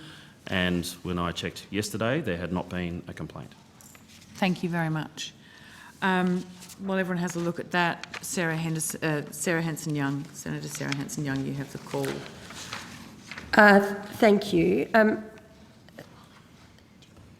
Just to clarify, so this letter written on behalf of the ACT Bar Association, or written to the ACT Bar Association, to who? Not to the ABC. Why are we even asking the ABC about a letter that was not written to them, not sent to them, not addressed to them? This is Senate estimates where we're meant to be talking to the ABC. I just want I'd like some clarification because I don't see where this fits under the standing orders. I'm happy to address that particular issue, Senator Hanson-Young, even though or we can call a private meeting in too. ordinary. No, the question was directed to Mr Anderson. why he says that there was nothing wrong with the speech, when clearly, demonstrably, by a very credible member of the ACT Bar Association, Rebecca Curran, the President, has laid out in a letter dated the 3rd of November the basis on which she says that the speech was deeply offensive and caused distress. So I am challenging what Mr Anderson has said about the speech. Right. So you've asked for a response? He's given you a response? I don't understand what the issue is. Well, maybe you could direct your questions to the ABC, Well, Senator no. Hanson-Young. We've had this letter now tabled. Well, It has nothing to do why with the are you asking ABC. me questions? I'm not quite clear. One of their employees. Yeah. One of their employees. I just love that this is the preparation of the opposition to come Well, in we're at least and here. attack the ABC over something that hasn't been written to them, wasn't addressed to them, wasn't written by them. I mean, you are scraping the bottom of the barrel. Senator Hanson-Young, you are completely out of order. Mr Senator, You're not the chair, Senator Henderson. Okay, we will now suspend the broadcast and take a morning tea break until 11:15, and we will return with the ABC. Okay, thank you, Thank Chair. you.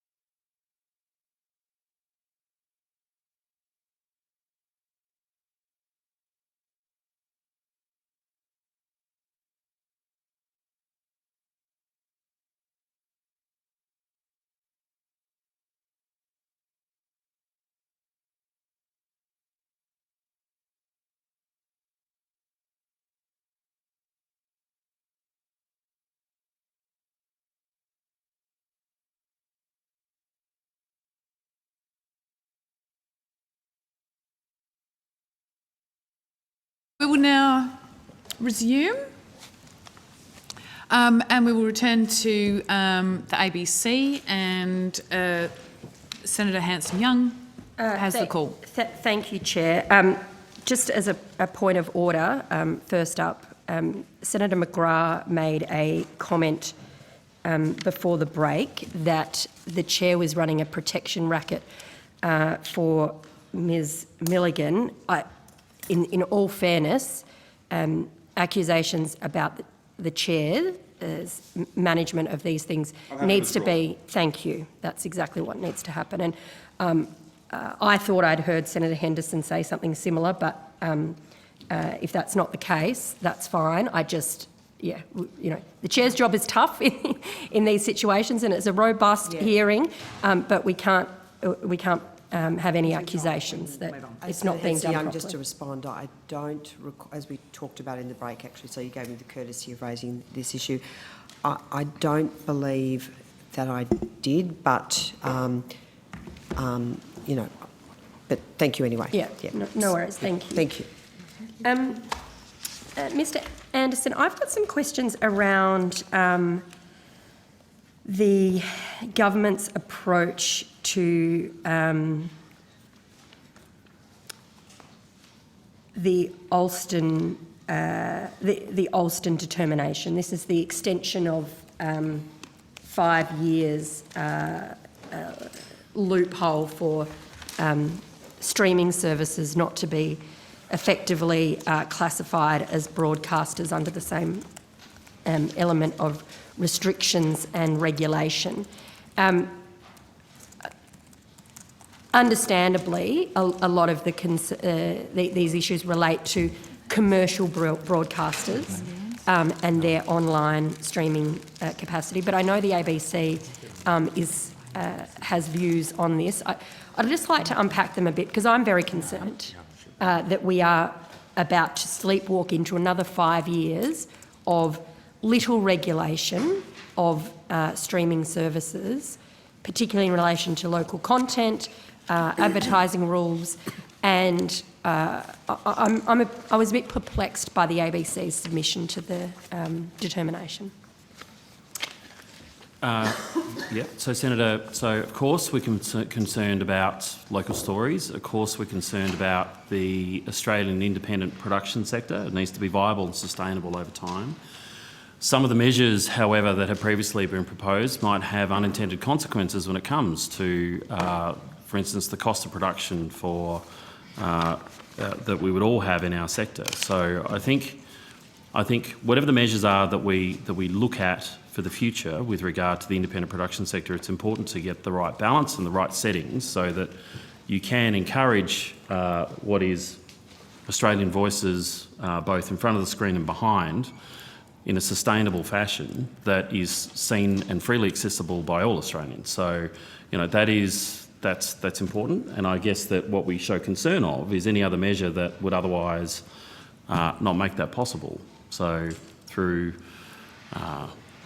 the implication of quotas with regard to these things, I think quotas can have unintended consequences. As I said, it could have the rising cost of production. You can diminish quality over time to hit a quota because you're constrained with regard to what your finances are. I worry about quotas in generally as an imposed measure. So perhaps our submission reflects some of those concerns. But surely in today's age, we're in 2022, more and more Australians are moving from the traditional free-to-air television model to watching programs through catch-up services and through the streaming options available, whether it's ABC iView, SBS On Demand, or the myriad of options put forward by the commercial players. The rules as they stand are not fit for purpose, are they? Well, I certainly believe they should be looked at, but I think the right settings need to be achieved that you can do everything I just said earlier. So I think so, and I think it's quite complicated. I think it's quite tricky to get that right. And I come from a perspective of not wanting commercial value from this. We are streaming. We don't have a subscriber cost, nor do we commercialise it. We are subscription-free and ad-free, and I think the only one that is. So our position is that the endpoint needs to make sure that you're not artificially inflating the cost of production in the sector, as well as making sure it's freely available to everybody, whether they can afford a subscription or put up with ads or not. There obviously needs to be a widespread media reform undertaken, and rules are not fit for purpose. They're not fit for the era we're in now. The previous government, promised reform. They had the Green Paper and the response to the Green Paper. It's just sat there. It feels as though this government is, sadly at this point, seeming as unmotivated as the previous government to drive this reform agenda. I guess that's from my perspective. I'm wanting to know what engagement the ABC has had with the minister and the department in relation to what a media reform package and agenda looks like. Have they had any consultation with you at all? Yeah, so we have attended a number of workshops that were held. There's still the future of TV workshops that still occur that are hosted by the department, and a number of others to ensure a number of things actually. So whether it's spectrum across both radio and television, what is accessible, what is the relative amount of local content that is available. I think, it is true that it's been 22 years since that last determination of Mr Alston, and that certainly change is required, and the landscape is vastly different. I do worry about the quantum of, not saying I'm advocating for quotas, but what you want is to enable that production sector to be sustainable across the country. So that goes for Western Australia, South Australia, Victoria, right up to Queensland. And I think that what you do, and you want it to be authentically Australian as well. So you don't want to internationalise the content for the sake of just making something. And I think that matters for who we are as a nation, reflecting our culture and all of its forms is incredibly important, rather than have it driven by an international editorial manager. So whatever those settings are, they need to reflect all of those things. And I think that's what we tried to reflect in our submission. So has the minister given you any undertaking of changes that will be made, in this term of government? Senator, can you repeat the question? Minister given you any undertaking that there'll be any reforms in this term of government, or is it all being kicked off into the long grass? The reason I'm asking this is because there's the 5-year extension that's been lodged as a regulation. For full disclosure on this, I've lodged a disallowance against it because I'm frustrated that we are seeing the chain dragged again. These rules have not changed for 22 years. It is unthinkable that we are not operating with regulations that are fit for the modern world. Yeah, so Senator, I think our submission reflecting the extension of what it is actually for reform and for the right reform, as opposed to what otherwise might be a quick reaction that might have those unintended consequences. So that's why I think it's a very complex setting about who has access to what funding, what is public funding in this. It's not just money from the ABC and SBS, but it's money from Screen Australia, it's money from the tax office, which I believe to be about 400 million per annum via the offset. And who gets access to that? I think all of it is incredibly important. And it's not just a case of just one lever to pull that gets us there. And yes, the work has not been done to a sufficient degree to this point, by which I think you can do it immediately. Yeah. Minister, this is a question to you. What is your government's agenda in dealing with the much needed, desperately outdated media reform in this country? Kicking things off to the long grass for at least another 5 years is not good enough. Can I just go to the determination? And yesterday we did talk a little bit about this, Senator. And of course, we have maintained the regulatory arrangements that have been in place for broadcasting and streaming services under the Alston determination for the past 22 years, and it provides industry and regulatory stability and certainty while affording the government sufficient time to consider and implement broader regulatory reforms. Now, the Minister for Communication has said that and she's on record, that the government will work with industry to modernise media regulations and update analogue era broadcasting legislation for the digital age. And will that happen in this term of government? Will we see any draft legislation, draft reforms, anything to consider this side of the next election? I'm happy to take some for any further information from the Minister for you, but as I was going to say, was that the Albanese government is also committed not only to work with industry to modernise media regulations, but also committed to review the anti-siphoning scheme to give Australians the chance to watch for free events of national and cultural significance, and legislating a prominence framework to ensure local TV services can easily be found on connected TV platforms. Thank you, Senator Brown. I'm concerned that we haven't got any specific or even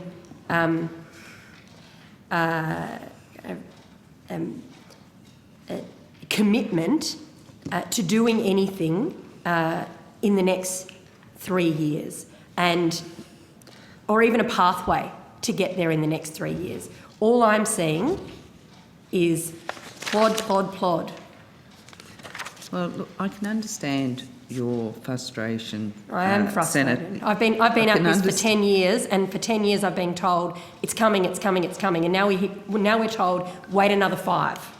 No, so I understand your frustration, and of course that was a different government in place, the former coalition government. So what I'm saying to you now is that why that determination has been put in place, will give us the ability, the government, the ability to work with industry to modernise media regulations and update the broadcasting legislation. Now, I will take your other concerns away and ask for further information to be provided to you.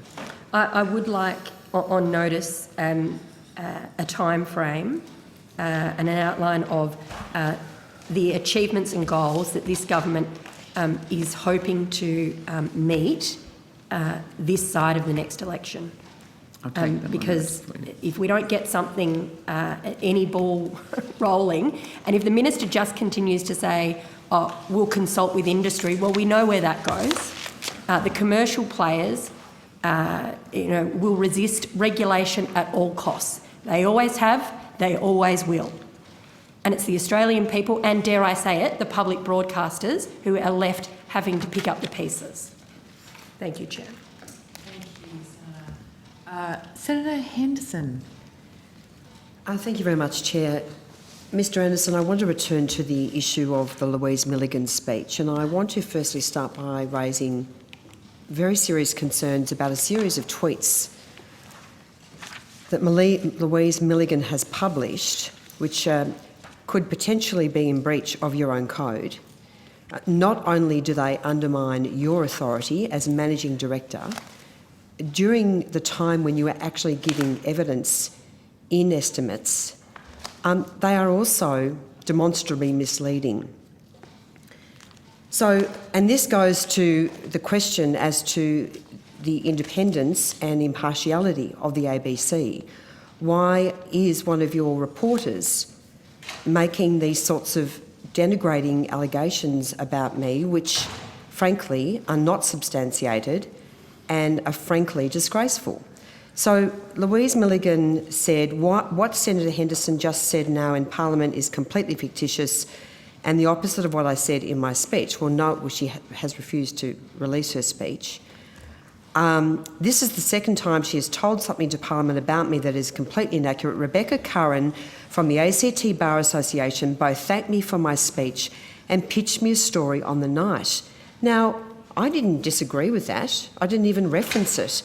I read the letter from Rebecca Curran which said that it was a deeply offensive and distressing speech. And your reporter, your so-called star reporter, Mr Anderson, is on Twitter completely misrepresenting what I said, frankly showing very poor standards of journalism, let alone impartiality. So then she says, I challenge Senator Henderson to repeat these false claims outside Parliament.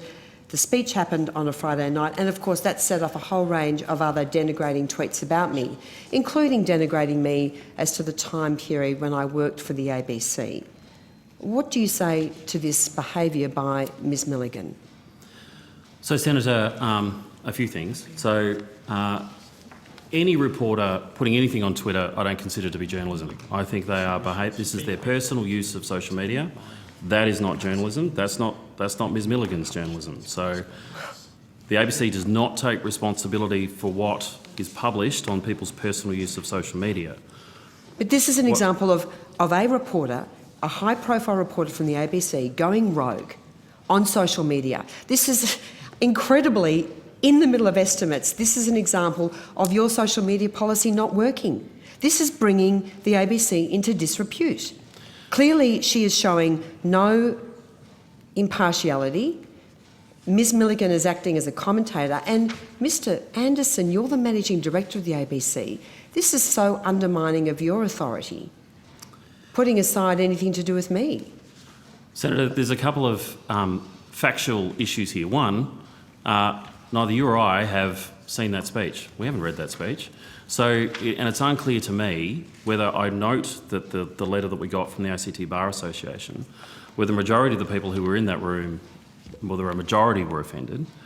And at the moment what you are putting to me is the characterisation of her speech, which has been reported either in media or by the ACT Bar Association. What I don't have is the speech. No, that's actually not correct. What I'm putting to you is that Ms Milligan has inappropriately, potentially in breach of your own code, published comments on social media which are at the very best misleading.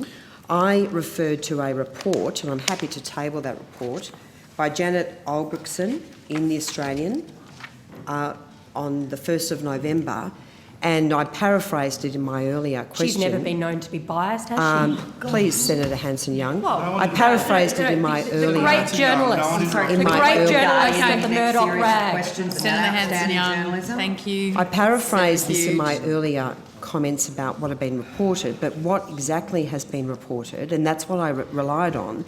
Milligan, say these lawyers, claimed that women would not lie about sexual violence and that they should be called victim survivors, not complainants. So that's what I was referring to when I made reference to Ms Milligan's speech. It would be very helpful if she could provide a copy of the speech, or if you could now, Mr Anderson, and you have it in the ABC's possession. But in any event, what is the basis for Ms Milligan going rogue on social media once again? And, you know, prima facie, this is defamatory of me. So, Senator, I have said that I will provide on notice. We do have a copy of the speech now. So, no, could you address the question about Ms Milligan's conduct? Okay, thank you. I don't have it with me in the room, Senator. No, so I'm asking about Ms Milligan's conduct on social media. I know I was just responding to Senator Hughes. So, when it comes to these tweets, look, I think that when it comes to personal use of social media, yes, we require people to abide by the code of conduct. I will need to take a look at these tweets. I'll need to look at the social media activity. But you have a copy of the tweets. I'm not going to judge this in advance of otherwise anybody's right to procedural fairness. So I will take this away and look at the tweets and come back to you on notice. You've given me 4 tweets. Well, I've provided, the copy of the tweets has been tabled. And I in do not these take tweets. responsibility for these tweets, but what I will do is look at them to see whether there's any trouble with them or not. The witnesses agreed to take it on notice. Senator You can't Hanson-Young, keep I have a berating call. them. If you could just please Well- respect, if you could please respect that. Well, I'd like you to respect the Anderson. standing orders of the committee. interrupted you, Senator Okay. Hanson-Young. Senator McGrath, Senator Hanson. I don't breach the standing orders as frequently as perhaps Senator Okay. Henderson does.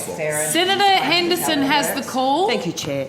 Mr Anderson, I want to refer on the issue of social media, your social media policy, and live in estimates just before we saw another example of an ABC employee going rogue on social media. I've written to the Chair about this broken policy. I have to respectfully say to you, Mr Anderson, that time and time again, you are failing as an organisation, with you as the Managing Director in charge, to rein in the conduct of journalists on their social media accounts. Time and time again. And we've seen a recent example of that concerning Mr Russell Jackson. This is a broken code, and yet it's also discriminatory, because in the case of Ms Milligan, a favoured journalist at the ABC, I would put to you, you provided her legal costs in relation to a defamatory tweet, and yet you're saying to other journalists you're on your own. So I have asked for the chair of the ABC to consider urgently overhauling this policy so that when your journalists are publishing material online concerning news and information, they do so in a way that complies with ABC editorial policies. Because surely what's gone up here is not impartial and does not comply with the ABC's editorial policies. Senator, firstly, I disagree with you that we're failing at this. More specifically, that I'm failing. I do not accept that. I understand that's your assertion, but respectfully also disagree with you. I do think that what we have is the right setting with regard to social media and people's personal use of social media. The example that you provide with payment, that was we've done that a lot in this very room with regard to how we came to receive the legal advice that we were vicarious liable at the time. We sorted that through, and then we made changes to make sure that we would not be again in the future. And part of that delineation of not being legally responsible and what we put into place is to make sure that everybody understands, and that we are not, when tested, not legally liable for anyone's personal use of social media. To then ask that we look at what people want to tweet before they tweet it, and to take responsibility for it would be the opposite of everything we've just done. So the answer to that is that, well, you've put that to the chair. The acting chair, Peter Tonner, has provided your letter to the entire board, which is what you asked to happen last week. That has happened, or over the weekend, whenever that was. It's happened yesterday, I believe. So that has happened. It's gone to every member of the board. That is why we have the setting that we have at the moment, and why we would not be taking editorial responsibility for what people tweet. Now, in the instance Well, of Mr Russell Anderson, Jackson, if I can just interject there. Okay. The fact is you have taken editorial and legal responsibility for some employees, including Miss Milligan. You have paid her legal costs. Have you paid the legal costs of any other employee in relation to any of their social media posts on their personal accounts? Taxpayers paid for legal costs. No, Senator. So we found ourselves in the position where we received advice at the time that we were vicariously liable for that activity. So and that in itself, and I would appreciate if you could provide us with a copy of that advice, that in itself makes a mockery of your policy. You've just said you don't have editorial and legal responsibility. You're stepping in, you're paying the legal costs of one of your journalists. You said it was a business decision to do so. Yep. What do you mean by business decision?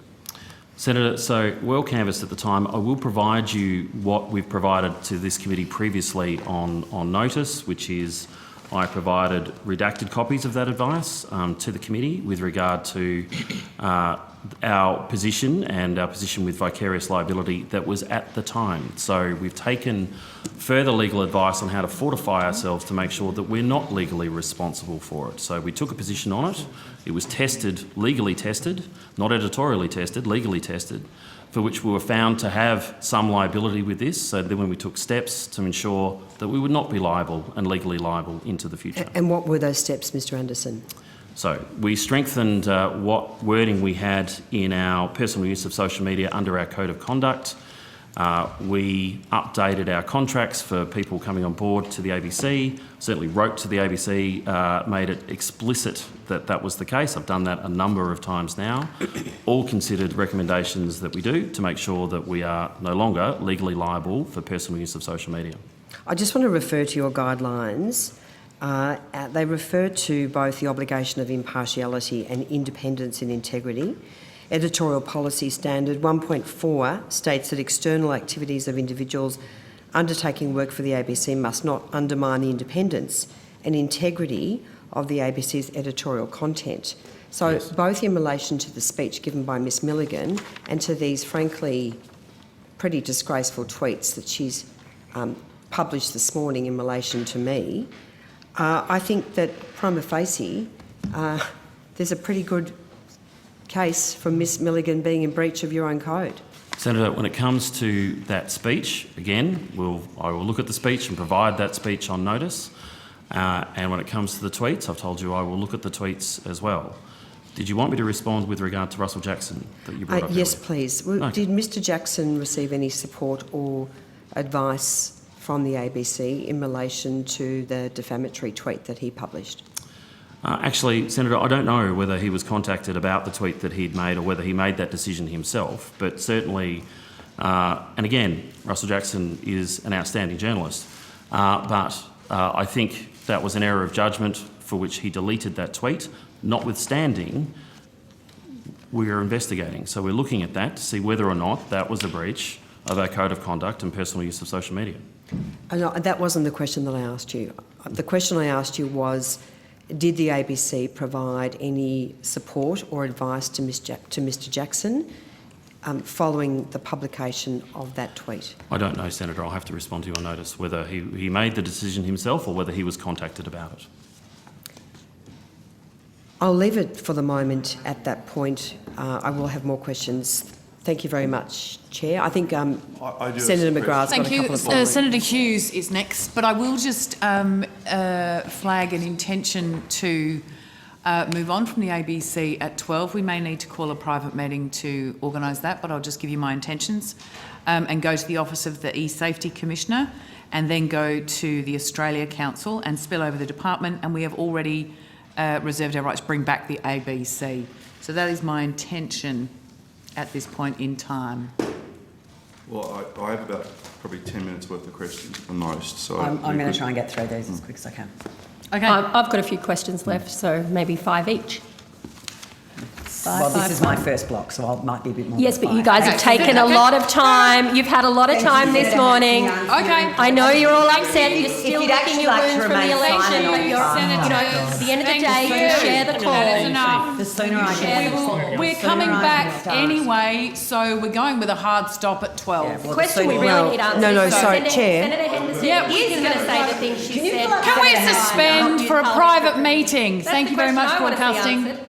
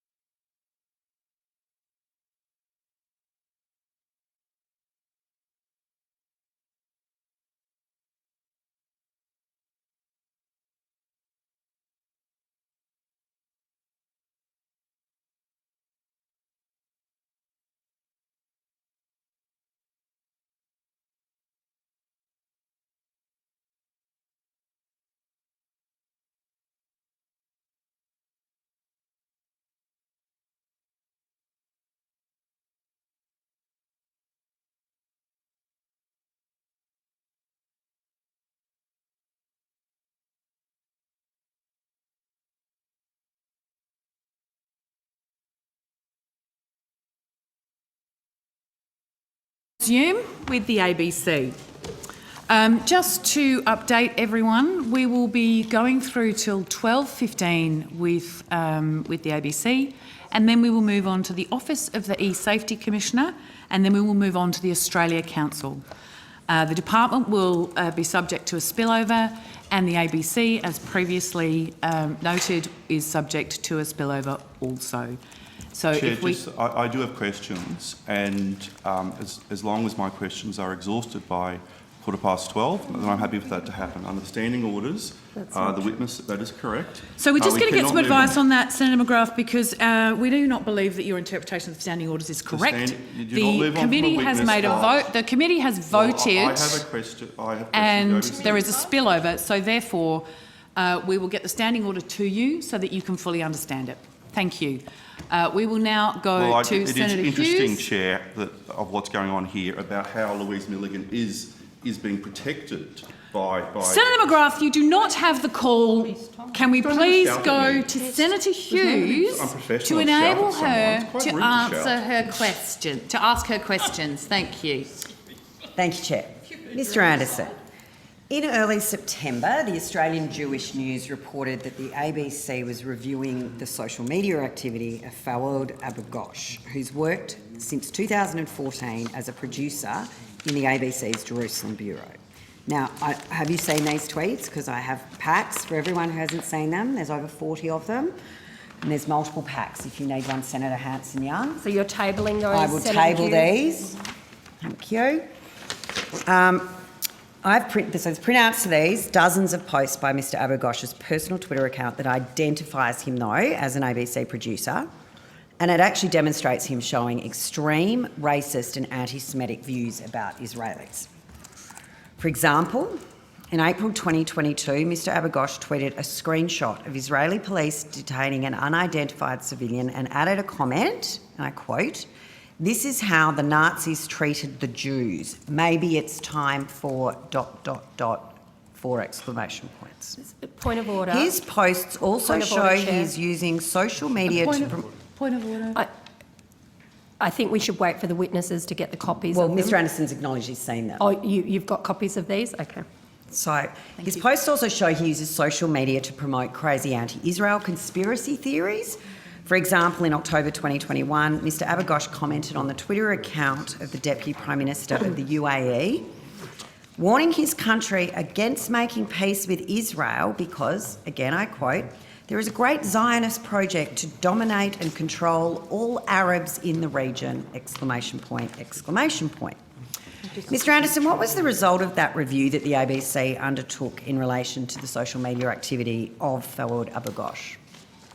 So, Senator, yes, we have conducted a review. We have reached a determination. Any individual has a right to procedural fairness. What I can say is it is an absolute breach of our code of conduct when it comes to personal use of social media. And I can't comment further at this point, but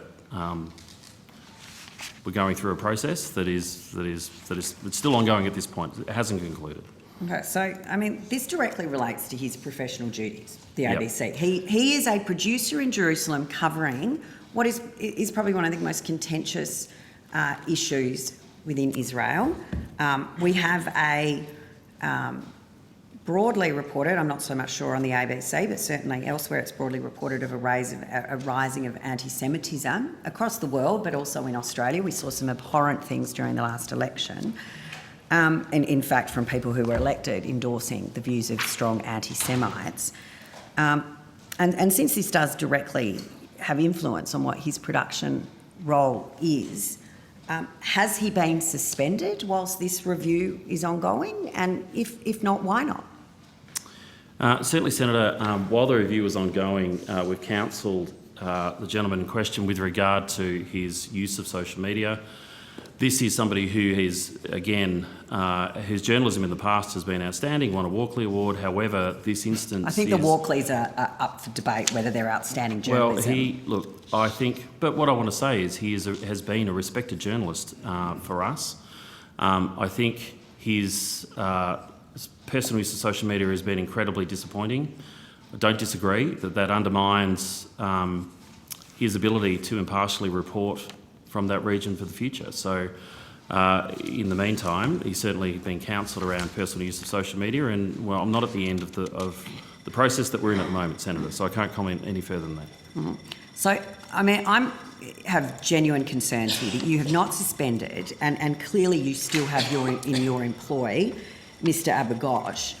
Now, whether or not he puts this stuff on social media into the future, he has clearly demonstrated a strong anti-Semitic view. Is this the view the ABC holds and wishes to reflect in its coverage of Middle Eastern politics? No, it's not, nor do we have that in our coverage. It is, again, his social media is not our platform. It is a breach, I believe, a breach of what we've put out there, precisely what we expect our employees not to do, that we don't want them to do that. There is nothing that this individual can publish without it being approved by anybody else. So I'm confident that those views expressed on social media will not end up in the ABC's reporting.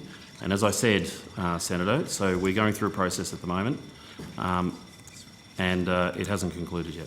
Mm-hmm. Well, there's a number of people around this table who've worked as producers in the media in the past. And one of the things about being a producer is you are responsible for sourcing talent for interviews, for sourcing people to be interviewed, and for putting together stories and quite often writing the scripts for talent to read when it is broadcast or published. How can there be any confidence in light? And this was just not one-off tweet. This was not a random having a bad day.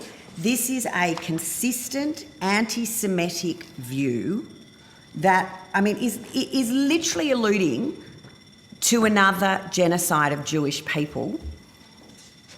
Probably the most inflammatory thing you can say, an insulting thing you can say, and not only to people of Jewish faith. I'm not of Jewish faith, and I find it abhorrent that someone would suggest that reenacting the acts of the Nazis is an appropriate way to behave, yet someone is still in the employ and still actively producing content in the Middle East for the ABC, someone who is responsible for deciding who was interviewed. You can, I mean, we see it time and again, and it's very easy to pick. We see certain people given government contracts in the health side because they support a certain view on vaping. It's very easy to skew the information you want to portray by choosing the people you interview. So if you can just, how do you justify this, and how do Jewish Australians and any decent Australian who is offended by anti-Semitism and calling on for the genocide of Jews, how do you say to them as Australian taxpayers, give us your money while we employ a known anti-Semite to report on the Middle East? Senator, we have certain obligations when it comes to people's employment. I am abiding by those obligations. We have, as I said, determined it was a breach. We are working through the process for which the individual is lawfully entitled to. So that process is coming to an end very, very shortly, Senator. Well, and I'll say in the meantime that our people are reporting, suspended for less whilst they're being. Well, so our reporting has not been found to be anti-Semitic, nor will it be, with the checks and measures that we have at the moment. So I give you the undertaking that we will continue to report as we should, impartially and accurately, without those views, which I agree with you, that are out there on social media, working their way into our reporting. So, as I said, Senator, that's as much as I'm afforded to be able to tell you at the moment. I wish I could say more. Well, I look forward to seeing your next restricted estimates where we can get an update on Mr Abagosh's employment. Certainly. And at that stage, maybe keep this on notice for later, if the ABC will be issuing an apology to Jewish Australians and any decent Australian that is offended by anti-Semitism and calls for genocide to be conducted on a particular group. Yep. Yes, Senator. Thank you, Chair. Thank you, Senator Hughes. Senator Hanson-Young, over to you. Thank you. Mr Anderson, I'm interested in the ABC's coverage and what you're doing in relation to journalists that you've deployed to cover the invasion into Ukraine. Countries right around the world, of course, have commented that this has gone on much longer than anyone would have expected. I'm interested as to what the ABC is doing in relation to your staff and those that are deployed there to cover the story, importantly, so that we all know what is indeed going on.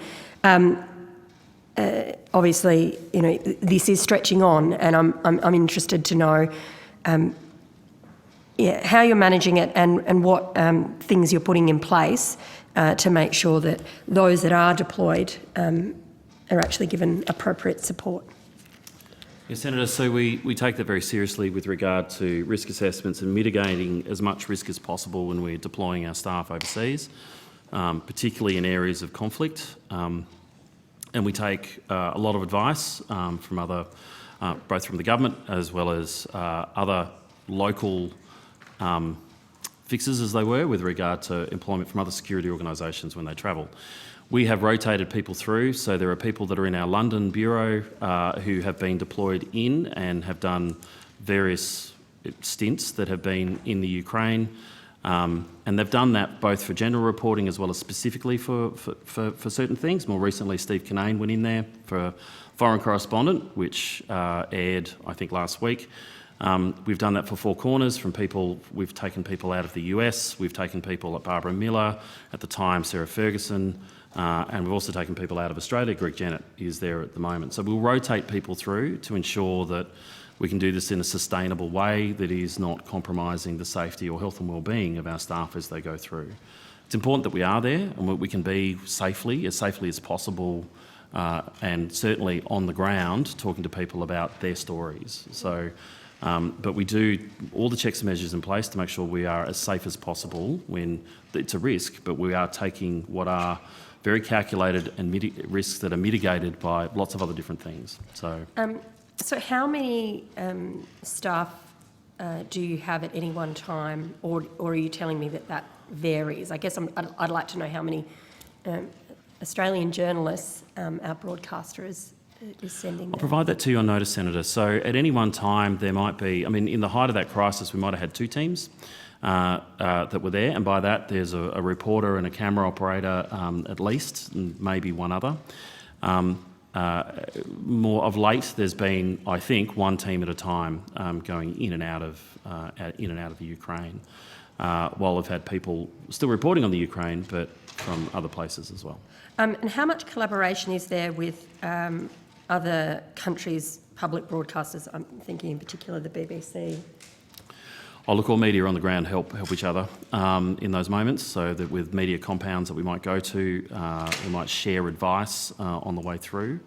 It is a sort of there together moment, and we do that with other public broadcasters as well, like the BBC, about what they're doing, and we keep in touch with each other. And has there been any incidents of emergency evacuations or critical incidents that have had to be reported back, either at a management or an executive level? No, other than, there are incidents where you see Nick Dole having to change position from where he's reporting because there's a missile strike, but nothing that's been reported as immediate danger or injury to any of our staff. Okay. And can you just, when somebody comes out of the field, a journalist or a camera operator comes out of the field, what support is offered to them in terms of kind of debriefing, counselling, PTSD, management? So we have support services available. We have people on staff that are trauma counsellors, as well as services that we offer that are external to the ABC that are available for people and their families to use. I don't want to gild the lily that there are people who do suffer psychologically from ongoing reporting, particularly of difficult situations, such as like first responders see, that does take some management. So we do offer those services across the board, but it's not, I can't say that there is an absence of that happening to our people. Well, because they are journalists are people too, aren't they? well, all of the people that are there, not just the journalists as well, but the camera operators, and if there's a soundo there as well, or a producer, that there's a lot of things that don't make it on air that were left off that an editor saw that can be quite distressing. So it broadens, and yes, there are things that we do offer our people. Is that something that the ABC has to budget for specifically and especially, or is that, does part of that get covered by work cover? I'm really interested to know how much the ABC has to prepare a budget for that type of kind of post deployment response versus just dealing with the kind of everyday workplace management. Yeah, so we have a small team. So there's a head of sort of workplace health and wellbeing who is appropriately qualified and has a very small team, including the trauma counsellor and other people that I've talked about before. We also have an EAP service that we pay, that we budget for. The relationship with ComCover is, of course, we want to get people back to work as much as possible. That doesn't mean that we don't end up having psychological claims that are a cost there. The cost of ComCover goes up appropriately, as it does for all agencies each year, depending on what claims you have, and there are ongoing claims for the ABC. So I'll provide a response to you on notice, That would be Senator, helpful. with regard Thank to that. you. Thank you, Chair. Thank you. Senator McGrath. Thank you. Have you had cause to consider the future of Miss Milligan's employment at the ABC at any time?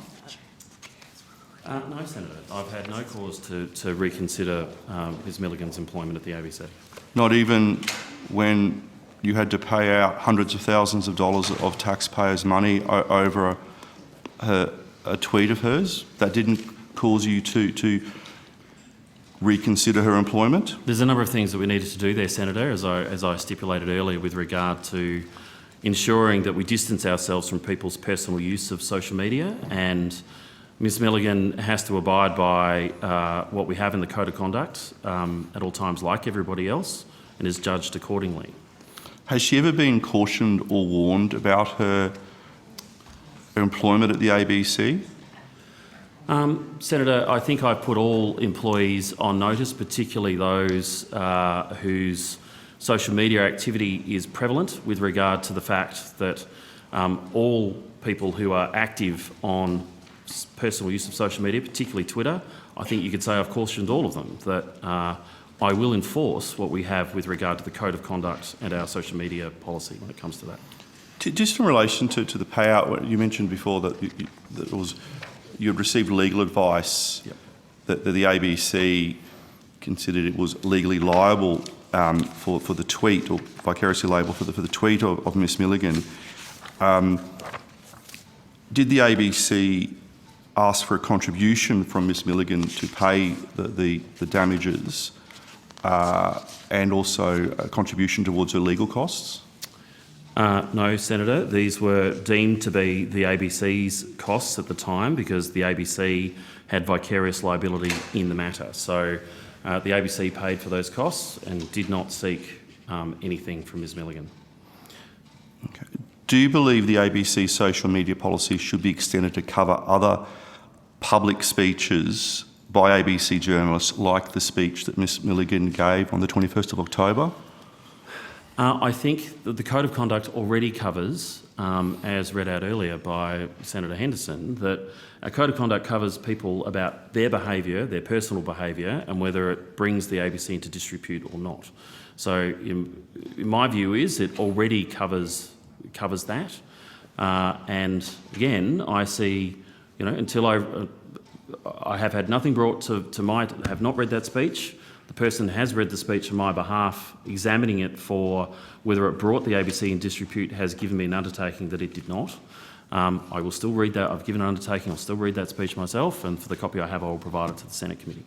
But more broadly, our Code of Conduct already covers that. So, in terms of the speech by Ms Milligan, that you'll make a decision as the Managing Director as to whether you think the speech was in breach of the Code of Conduct. You'll make a decision, yes or no. If Miss Milligan was in breach of the code of conduct due to the words in the speech and the offence taken by members of the audience. What are the ramifications for Ms Milligan? Is it a docking of pay? Is it a formal warning? What are the ramifications if someone is in breach of the code of conduct through giving a speech that causes such offence? Senator, I will speak broadly about what that would be, rather than specifically to the case, because none of us are sitting here looking at the speech that was provided. So anyone that was found in breach of our code of conduct, whether it's more generally or with specific use of personal social media, the procedure is that there is an investigation that takes place that looks at it. The ABC arrives at a determination. That determination is then put to the employee that the ABC believes, and it's anywhere from the treatment could be from anywhere from counselling through to serious misconduct, and under serious misconduct, of course, it can end up in termination, like some of the issues we've talked about earlier, but not Ms Milligan, or anywhere in between. And the person then has a right of reply with regard to writing back to explain themselves about to either they're remorseful or that they believe that is incorrect. Again, they have a right to natural justice when it comes to these matters, and then we make a determination and a decision about what we're going to do next.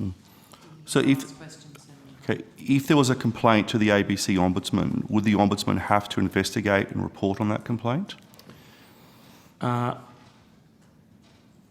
If a complaint is made to the ABC Ombudsman, there's a process to go through. So is it an editorial complaint? So is it believed to be a breach of our editorial policies and standards as they stand? In which case the Ombudsman would take the decision to investigate.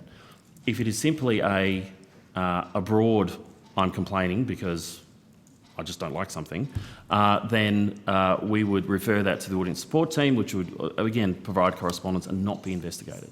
So it depends on how detailed the complaint is. Okay. Thank you, Senator McGrath. Senator Henderson. Chair, thank you. Look, I just wanted to clarify. There's been a tweet just posted by Katie Hammond, who I believe is the acting executive producer of Radio National Drive. Haven't had time to see if Senator S. Henderson has corrected the record after suggested we had 9 producers working on RN Drive because I've been too busy prepping an interview for tonight's show 2 hours before my rostered start time. Suffice to say she's wrong. Mr. Anderson, I want to just make it very clear that I referenced the fact that I had been advised that on a given day, Yeah. it was by someone who actually was working for your organisation.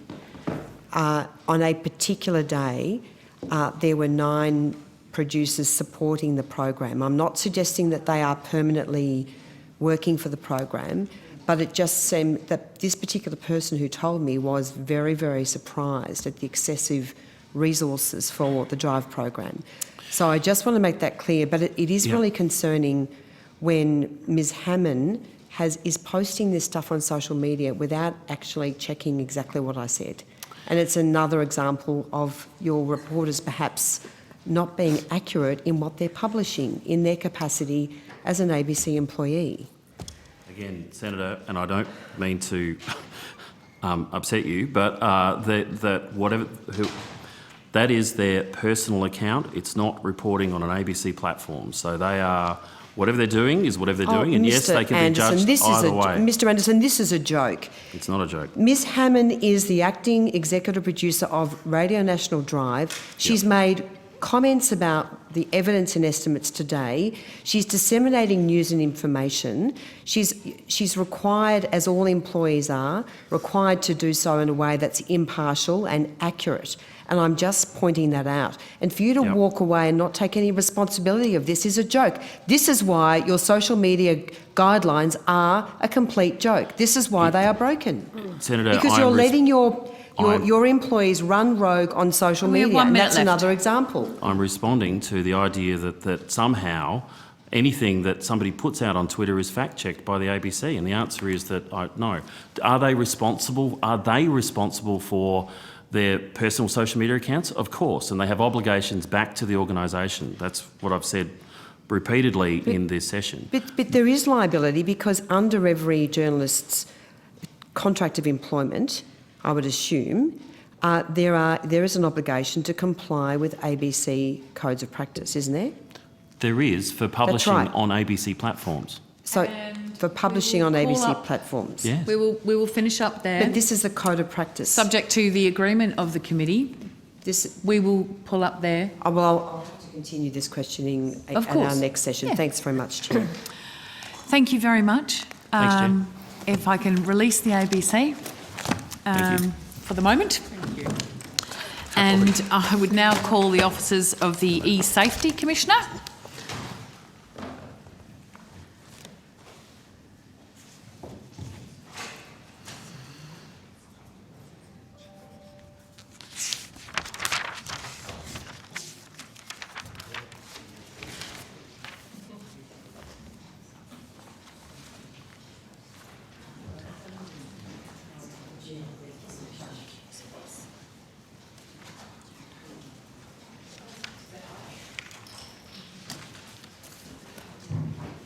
Thank you. If I can welcome Ms Julie Iman-Grant, the Commissioner. Would you like to make an opening statement? I'd like to bring the seat down. The button is at the front to the right-hand side. There. I will forego the opportunity to provide a statement. Thank you. It's going to be a wild ride. I'm just getting prepared. Excellent. Welcome. Senator Hanson-Young, do you have questions? I do. Thank you very much, Commissioner, for being with us today, and apologies, we're running over time, and that you've managed to stay to answer our questions. I've got some questions in relation to particularly in relation to where Twitter is going at the moment under the new management, of course, and ownership of Elon Musk, and the impacts that that may have on the safety of everyday people back here in Australia. I'm concerned to read the reports that most of the Twitter company staff in Australia have been sacked. So if there is a complaint to be made, an issue of urgent safety, if a child is being is at risk of harm, it seems it's very difficult now to get urgent action here on the ground in Australia. Is that your view? I'd like to know whether you have any concerns about this new direction of this platform. Thank you, Senator. I, in fact, do share your concerns. As you probably recall, I was one of the first people put on the ground for Twitter in 2014, just before the E-Safety Commissioner, or the Children's E-Safety Commissioner, was set up. And I have written a letter to Elon Musk today to assert that we have laws in place and that we've built cooperative arrangements over the past several years since I've been in the role in 2016. Clearly, when I was at Twitter, I saw the ways that harms manifested. I also saw the ways that improvements could be made to safety.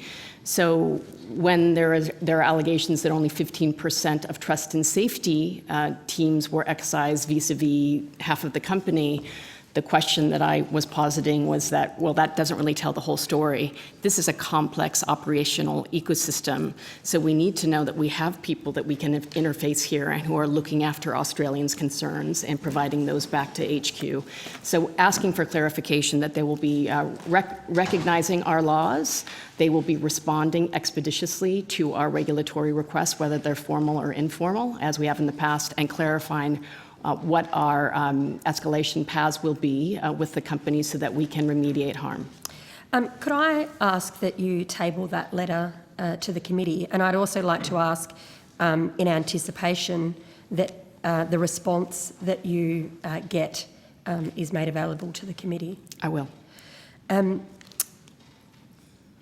Is there a concern in particular around changes that Twitter is making over the payment of the verified blue tick? It's been put to me that if anyone can pay for it, then the further distribution of fake news, disinformation, impersonating of individuals is going to be harder to distinguish. Right. Well, if the first week of the Chief Twit's tenure is any indication, I think they have a bumpy ride ahead of them. It's said that content moderation is not rocket science, but in some ways it's much more complex and nuanced than that. Having worked with and through the verification system over a number of years, it was originally conceptualized again to authenticate and verify those people who are in official positions or who are so impersonation or fake accounts cannot be created, and so that they can be protected to a certain degree, because we all know the more you're in the public eye, the more you're likely to be targeted by a broad range of online abuse. And if you possess intersectional factors, you're diverse ethnically, you're Torres Strait Islander, you identify as LGBTQI+, or you have a disability, you're even more likely to be targeted. So the way that this exists is to protect people who are in the public eye. If you make it a pay-for-play type of proposition, it turns that whole justification for having such a system on its head. It's simply paying for a subscription service, and not only will not provide those protections, but I think can open the platform up to much more malfeasance, impersonation and fake accounts, and possibly with state-sponsored information operations as well. This is particularly concerning, in the wake of the U.S. elections, and so they've now said that they will postpone that subscription.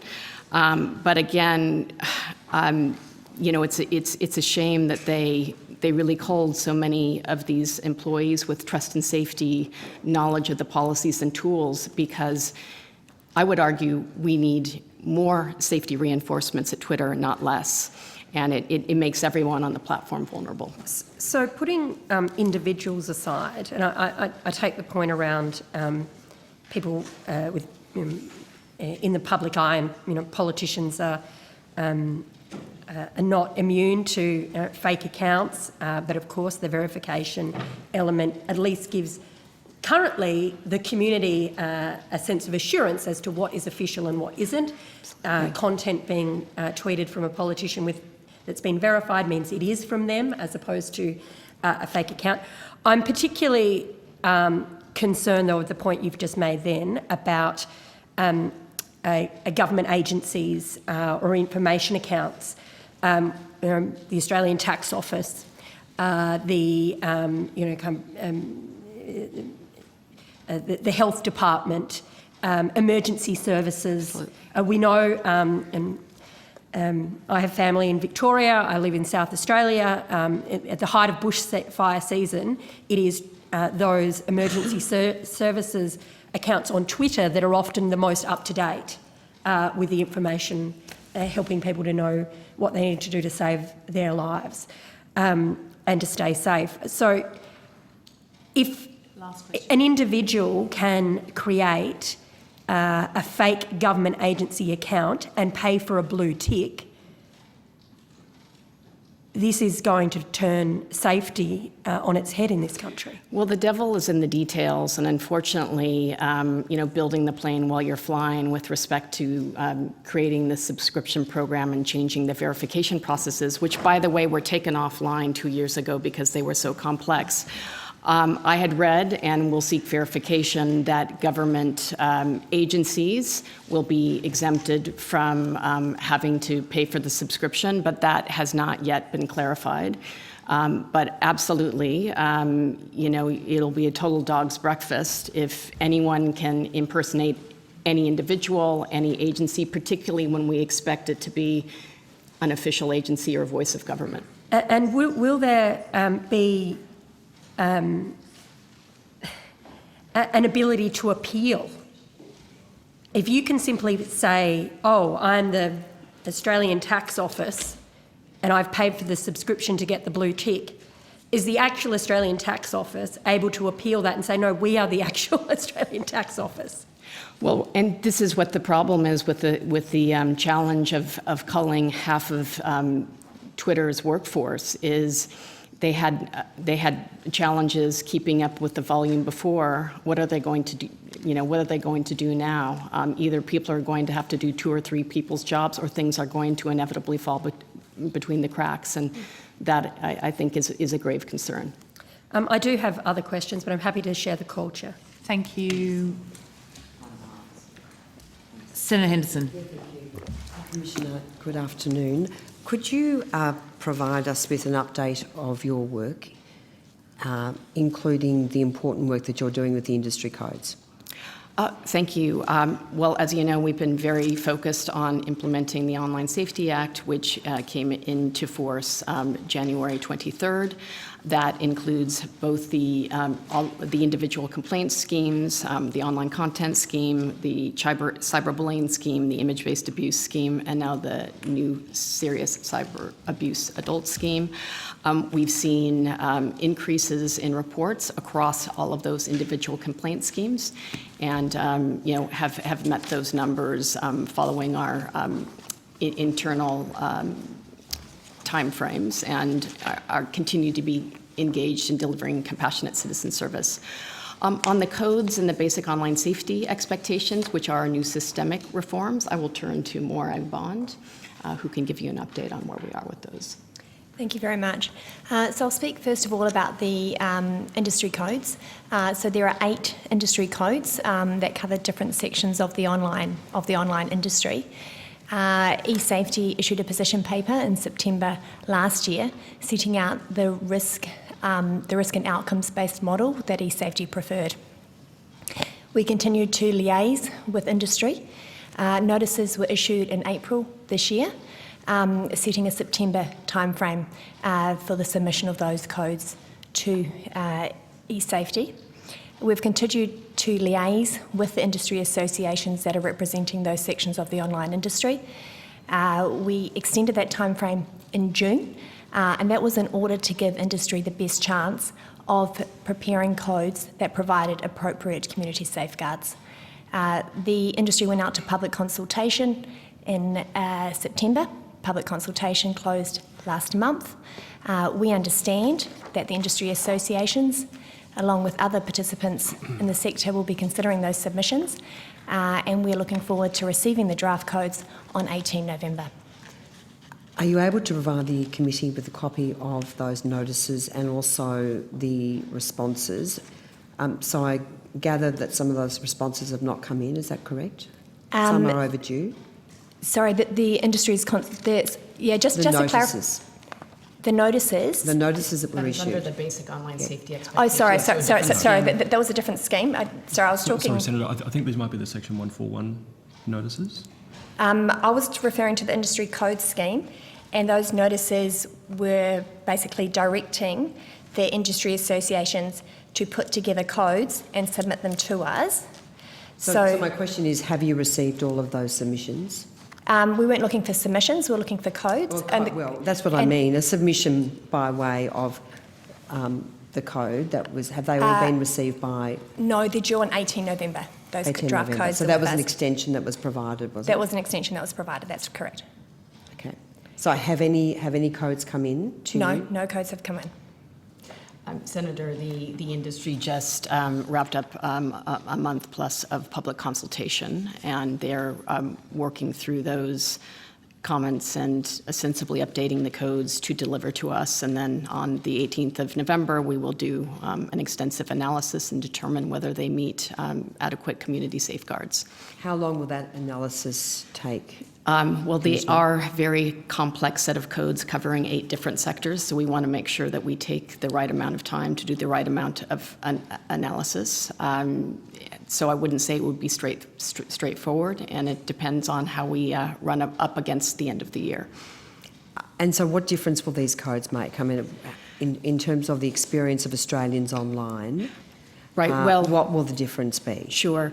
Well, the codes apply to 8 different sectors of the technology industry, so this is a first in terms of how comprehensive they are. The first tranche of codes will deal with how they're dealing with and restricting access to illegal content, or what we call Class 1 content, so largely child sexual abuse material and pro-terrorist material. The idea of the codes is to lift safety standards overall and to ensure that companies across the technology ecosystem are doing everything they can to proactively detect, remove child sexual abuse material and pro-terrorist content in a way that is privacy preserving. I just want to pick up on Senator Hanson-Young's concerns about Twitter. And Senator Hanson-Young indicated that she was concerned about the change of ownership under Elon Musk. I have been concerned about Twitter for a very long time. I think it's a very unsafe place in many respects. What would you say generally about Twitter in particular and the other big global tech platforms, their conduct? What would you give them out of 10, Commissioner? I don't have an official rating system, but clearly you know that I've been very focused on safety by design, which that means companies doing more to take responsibility for abuse that are happening on their platform, for assessing risks and building technology protections into the platforms at the get-go rather than retrofitting them after the damage has been done. So I think it's fair to say the reason that we're all here today, that we're here as a regulator, and that the UK and Europe and Canada and Singapore and New Zealand and others are looking to regulate the online tech sector is because we need them to lift and to do better. Now, my concern, of course, is we appear to be experiencing an economic downturn, and this is the first time in a while that we're seeing either widespread freezes at all of the large technology companies, and in some case, cuts. Obviously, the most extreme is Twitter, but we're also expecting Meta to announce at least a 10% reduction in their workforce, and they've already gotten rid of their responsible innovation division. And what I've seen time and again with online safety is it seems the safety and the ethics and the human rights teams are the teams that go first. When I think that obviously the priority should be the well-being and the protection of users on these platforms. So what can you, as the Safety Commissioner, do about that? Well, we'll continue pushing safety by design. We'll continue deploying our systemic powers around the basic online safety expectations, and hopefully we'll be registering the codes, and there'll be a compliance process there. And we'll be continuing to minimize harms to Australians who are experiencing abuse through our individual complaint schemes. And obviously, all of that is bolstered by prevention and the programs and the information and the research that we're doing around online harms, and giving parents, carers, and young people themselves and educators the information they need to protect themselves, ultimately so that the harm doesn't happen to them. Commissioner, you would be aware that prior to the election, Sure, I'll just a couple more questions in this block. Well, you have approximately 1 minute. Thank you, Chair. Then we're sharing the call.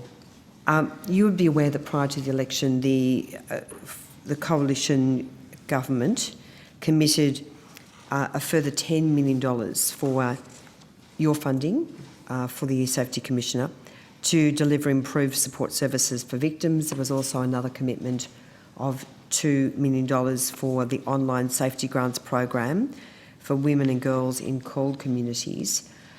Those commitments were not matched by the now government. What differences would that make to your operation? Well, that funding question is a question for government, so I would leave it to them, and I believe Senator Brown read a statement yesterday, indicating that the government's position on that case. Certainly the Minister yesterday indicated that the government might be considering further funding for the Safety Commissioner in future budgets. Do you have a pressing need for more funding now? And have you made any submissions to the government in relation to obtaining more funding? Well, we have learned to cut the cloth to fit, and we are operating fine, and we're in continuous discussions with the Minister and the government about our future funding profile and needs. And have you made any formal or informal request or submission in relation to obtaining more funding? We have not. We are in the process of talking about what the funding might look like for the next budget. And what are you seeking? If just in theory, if you were to get that $10 million more, what would you be able to do that you can't currently do? I would say that we're we're a small organisation. We use the resources we have to do as much as we can to get information out to as many Australians as we can and to provide compassionate citizen service through our individual complaint schemes. We're working within the funding profile that we have now. We'll be as demand for our services grow, we continue to be in contact with the department and the minister to make them aware of those needs. Do you want to add anything?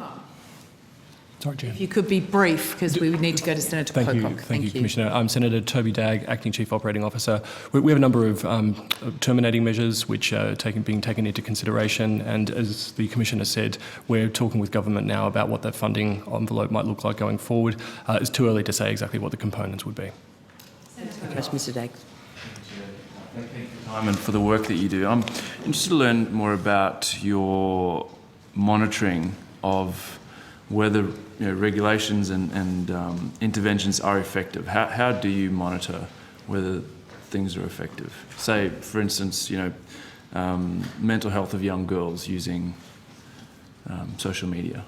Well, there are a couple of ways that we go about it. We have an internal research team, which also does data analysis and program evaluation. And of course, we have a number of measures within the investigations branch to measure impact there. But just to give you a more tangible example, when I came into this role in 2017, only 50% of young Australians would engage in help-seeking behaviour when abuse happened to them online. So we really focused on reaching both young people directly and through co-design and parents. We just did a Mind the Gap study in February of this year, and we found that now 90% of young people will take some action when online abuse happens to them, whether that's blocking a person, reporting to a website, or speaking to a trusted adult. And what's interesting is that we're finding a bit of a digital disconnect. 70% of young people told us that they spoke to their parents about cyberbullying, for instance. Only 50% of their parents remembered having the conversation. So I would say that this is going to be a constant journey and more of a marathon than a sprint to make sure that we're reaching everyone. It's a team sport, I would say, around online safety. So making sure that educators, law enforcement, parents, carers, and children themselves are continued to engage in help seeking and know what the risks are and what steps to take to mitigate those online risks. Okay, thank you. Are social media companies giving you access to data to be able to look at instances of bullying? Like what sort of access do you get from, say, a Facebook or Instagram? They do not necessarily provide us access to their data. We develop our own data. Would you like to talk a little bit about that? Would that be helpful if they were obligated to provide data? Well, we do have new powers under the basic online safety expectations, which will give us the ability to issue legal notices, to ask questions about transparency when we don't believe that they have been adequately transparent. One of the areas we will focus on right now, we issued 7 legal notices to Apple, Meta, WhatsApp, Microsoft, Skype, Snap, and Omegle around what they're doing to address child sexual exploitation and grooming on their platforms, and more importantly, what they're not doing. Another area of focus will be the prevalence of different forms of online abuse, how often they are responding and either suspending accounts or taking action, and what they're doing to prevent recidivism. So we know that a lot of online abuse happens as a result of people creating mass fake and imposter accounts. That applies to online abuse, but also sexual extortion. We continue to see the proliferation of this, and we need to understand what they are actually doing to stem this kind of abuse. Have to move on. We have to get to the Australia Council. Are you able to put the rest of your questions on notice? Can do. Yeah, sure. Had a few more. Yeah, thank you. Appreciate that. Thank you very much. Appreciate. Sorry, it was shorter than we may have liked. Sorry, Chair, I do have some more questions. The committee came to an agreement about timing. Are you not intending to comply with that, Senator Henderson?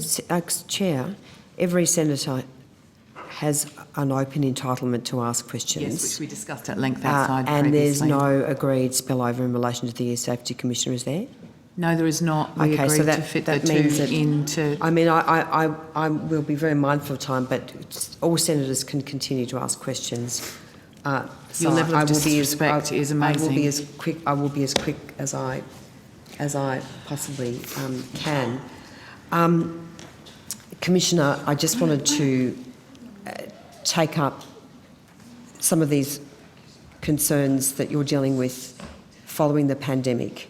You've seen an acceleration of really very major concerns online in the statistics that are coming out. Could you please give me some detail about that? Yes, we've seen a 65% increase in cyberbullying online, which is consistent with patterns that we see because we know that youth-based cyberbullying tends to be peer-to-peer and an extension of conflict happening within the schoolyard. Now that kids are back in school, we're seeing spikes in cyberbullying. We've also seen the phenomenon that whereas parents, we were all struggling with online work and online education, and perhaps we're more permissive with technology use for younger children. So now we're in the situation where we have younger children coming back into primary schools who have smartphones, who are on platforms like TikTok and Instagram before they should be, and this is creating a number of incidents. So we've developed some specialized incident training for educators to be able to handle this. Sexual extortion, as we noted in our release around the annual report, for the first time has seen the statistics of image-based abuse now affecting more males than females, at least the sexual extortion component of that. And this is a trend and a scourge that not only we're concerned about, the AFP, state and territory police are extremely concerned about. It's backed by organized crime.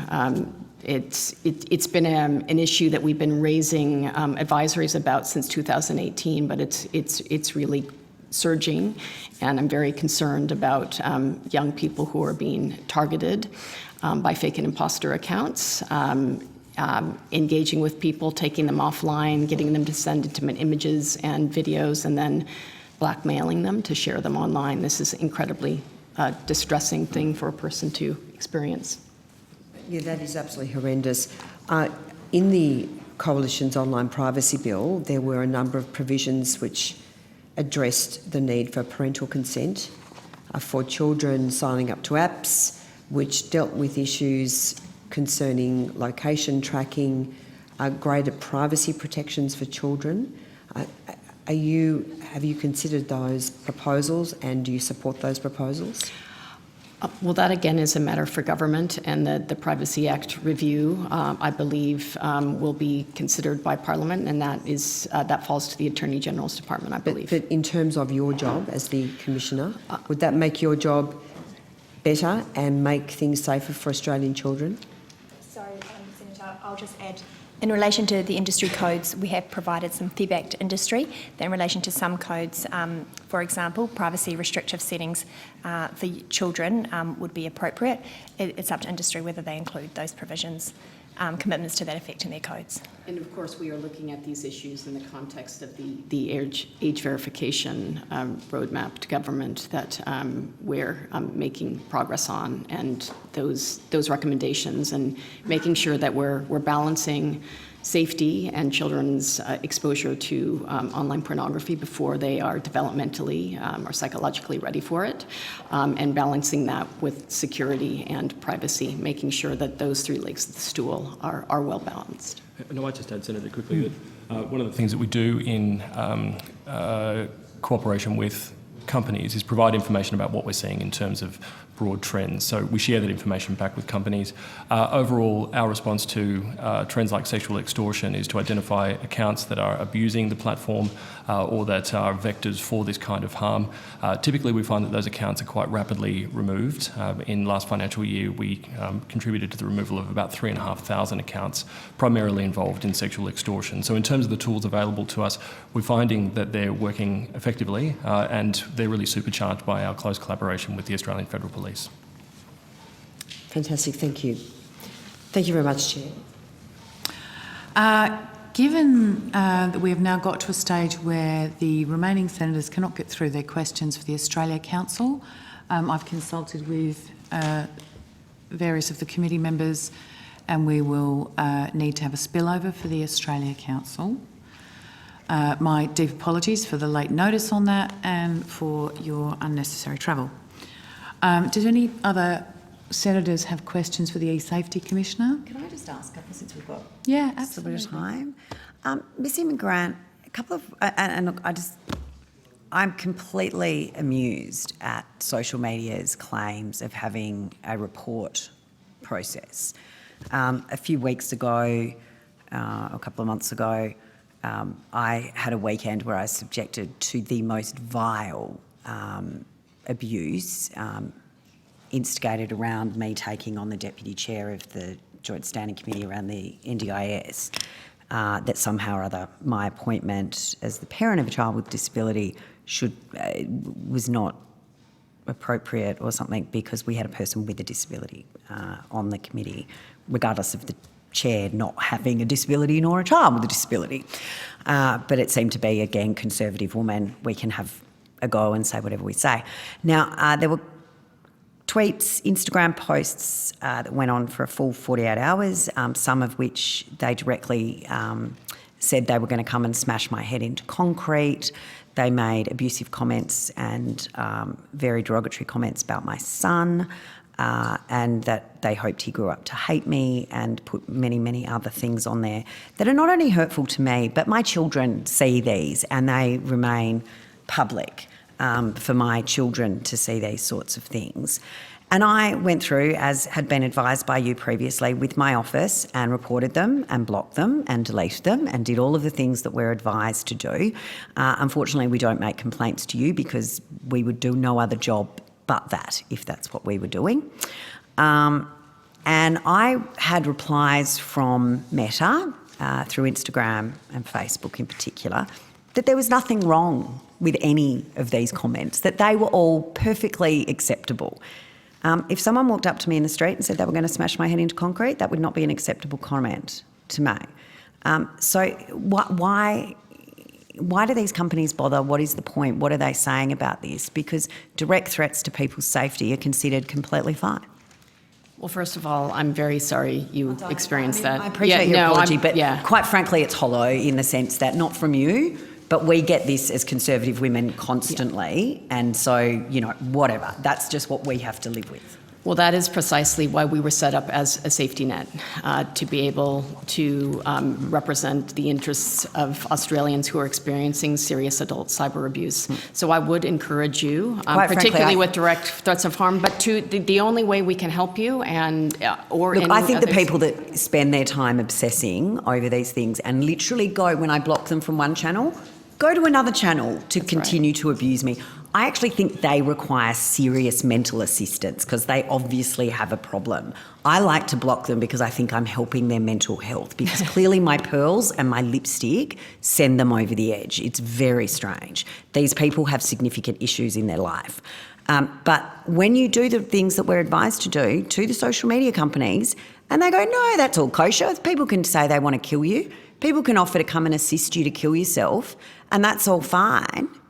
Well, to my knowledge, that is a violation of most companies' terms of service. And again, I can't make on-the-spot assessments, but this is where I would encourage you to indeed report those direct threats of harm to the e-safety office. Would you? I mean, for the trolls listening, we don't read the bulk of it, and I've stopped asking my staff to read the bulk of it because we've come to the conclusion we're not too worried about the ones that make death threats to me. We're worried about the ones that don't, because the death threats are so regular.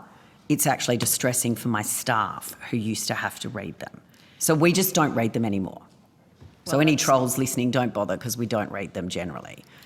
Just every now and then a couple slip through. But my kids do see them sometimes and they are upset.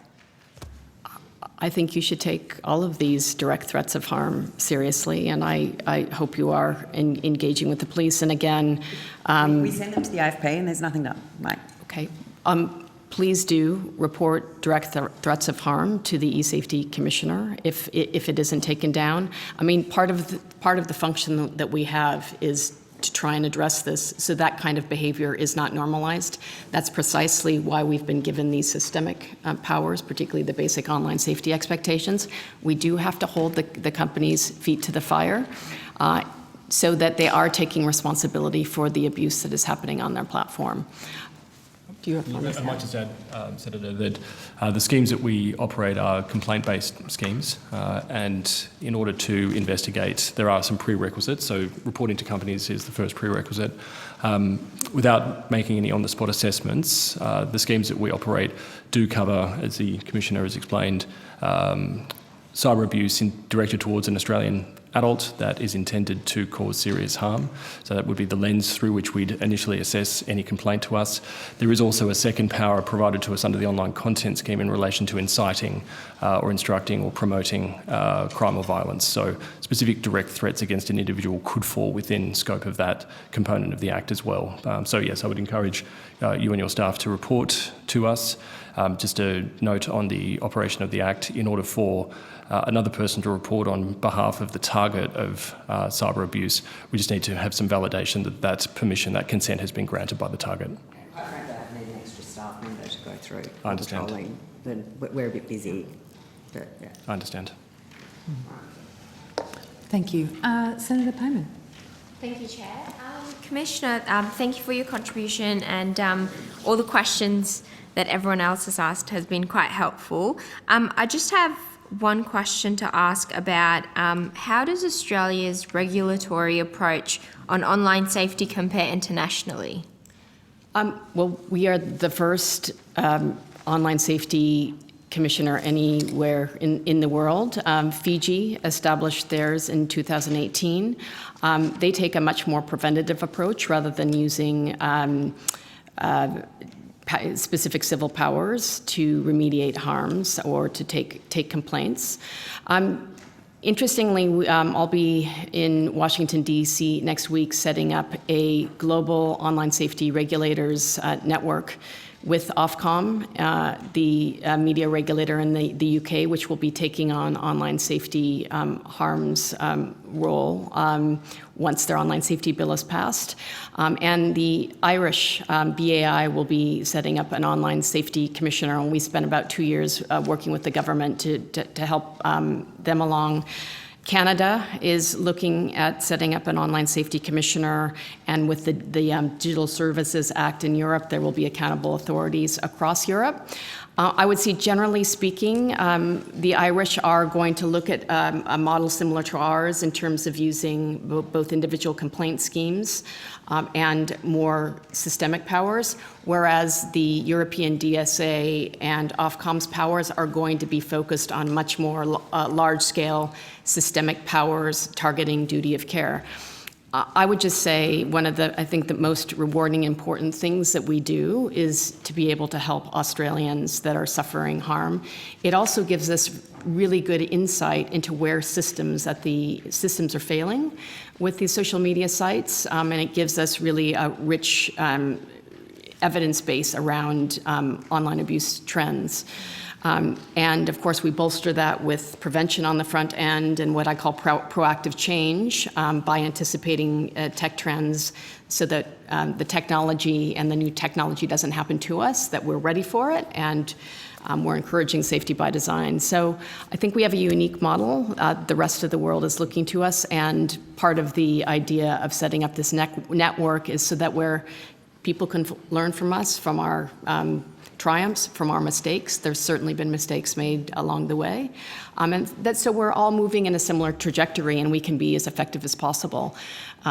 This needs to be the internet's global. We need more global cooperation around regulation. Fantastic. Thank you. Thank you. That's all for you, Chair. Can I just ask, the Online Safety Act came into being at the beginning of this year, January this year, is that right? January 23rd, that's correct. Mm-hmm. And the online safety determination around about the same time? It was registered, I think, on the 23rd of January? The date is irrelevant. I remember it was a Sunday, and Okay. they were designed to be implemented in tandem. Okay, yep, and they both came in January. Excellent. So what steps have you taken to implement the basic online safety expectations following that? Right. Well, there was a 6-month grace period that existed to get industry ready for the basic online safety expectations. So, of course, we developed regulatory guidance. We had a range of consultations with industry at large and with individual platforms. And we made very clear that we were going to start by looking at high-risk, high-harm areas, including child sexual abuse material. We have powers to issue legal notices in terms of asking for periodic updates, but also non-periodic. So the 7 legal notices that I just mentioned that we issued in late August are non-periodic notices, asking specific questions about what companies are and are not doing around detecting, removing, and preventing the hosting and distribution and online grooming of child sexual exploitation material on their platforms. We've received responses. We are evaluating those right now. As you would imagine, there's some very sensitive information in there, both commercial and confidence, and we don't want to release anything that would provide a blueprint for others to weaponize. But we want to make sure that we're showing procedural fairness. This is the first time we're exercising these powers, and as you saw, we didn't go hard or go home. We issued these to some of the largest companies in the world. But we want to make sure that we're applying these safely, fairly, and effectively. The idea, again, is to lift the hood so we can understand what is and what is not happening, so we can continue to lift safety standards across the industry. Do you want to add anything? No, that's fine. Thank you. Okay, thank you very much. And with that, that concludes the committee's hearing for today. Senators are reminded the written questions on notice should be provided to the Secretariat by close of business on Tuesday, the 15th of November. And I thank Minister Brown and all the witnesses who've given evidence today, and thank Hansard and Broadcasting and also the Secretariat. Thank you very much.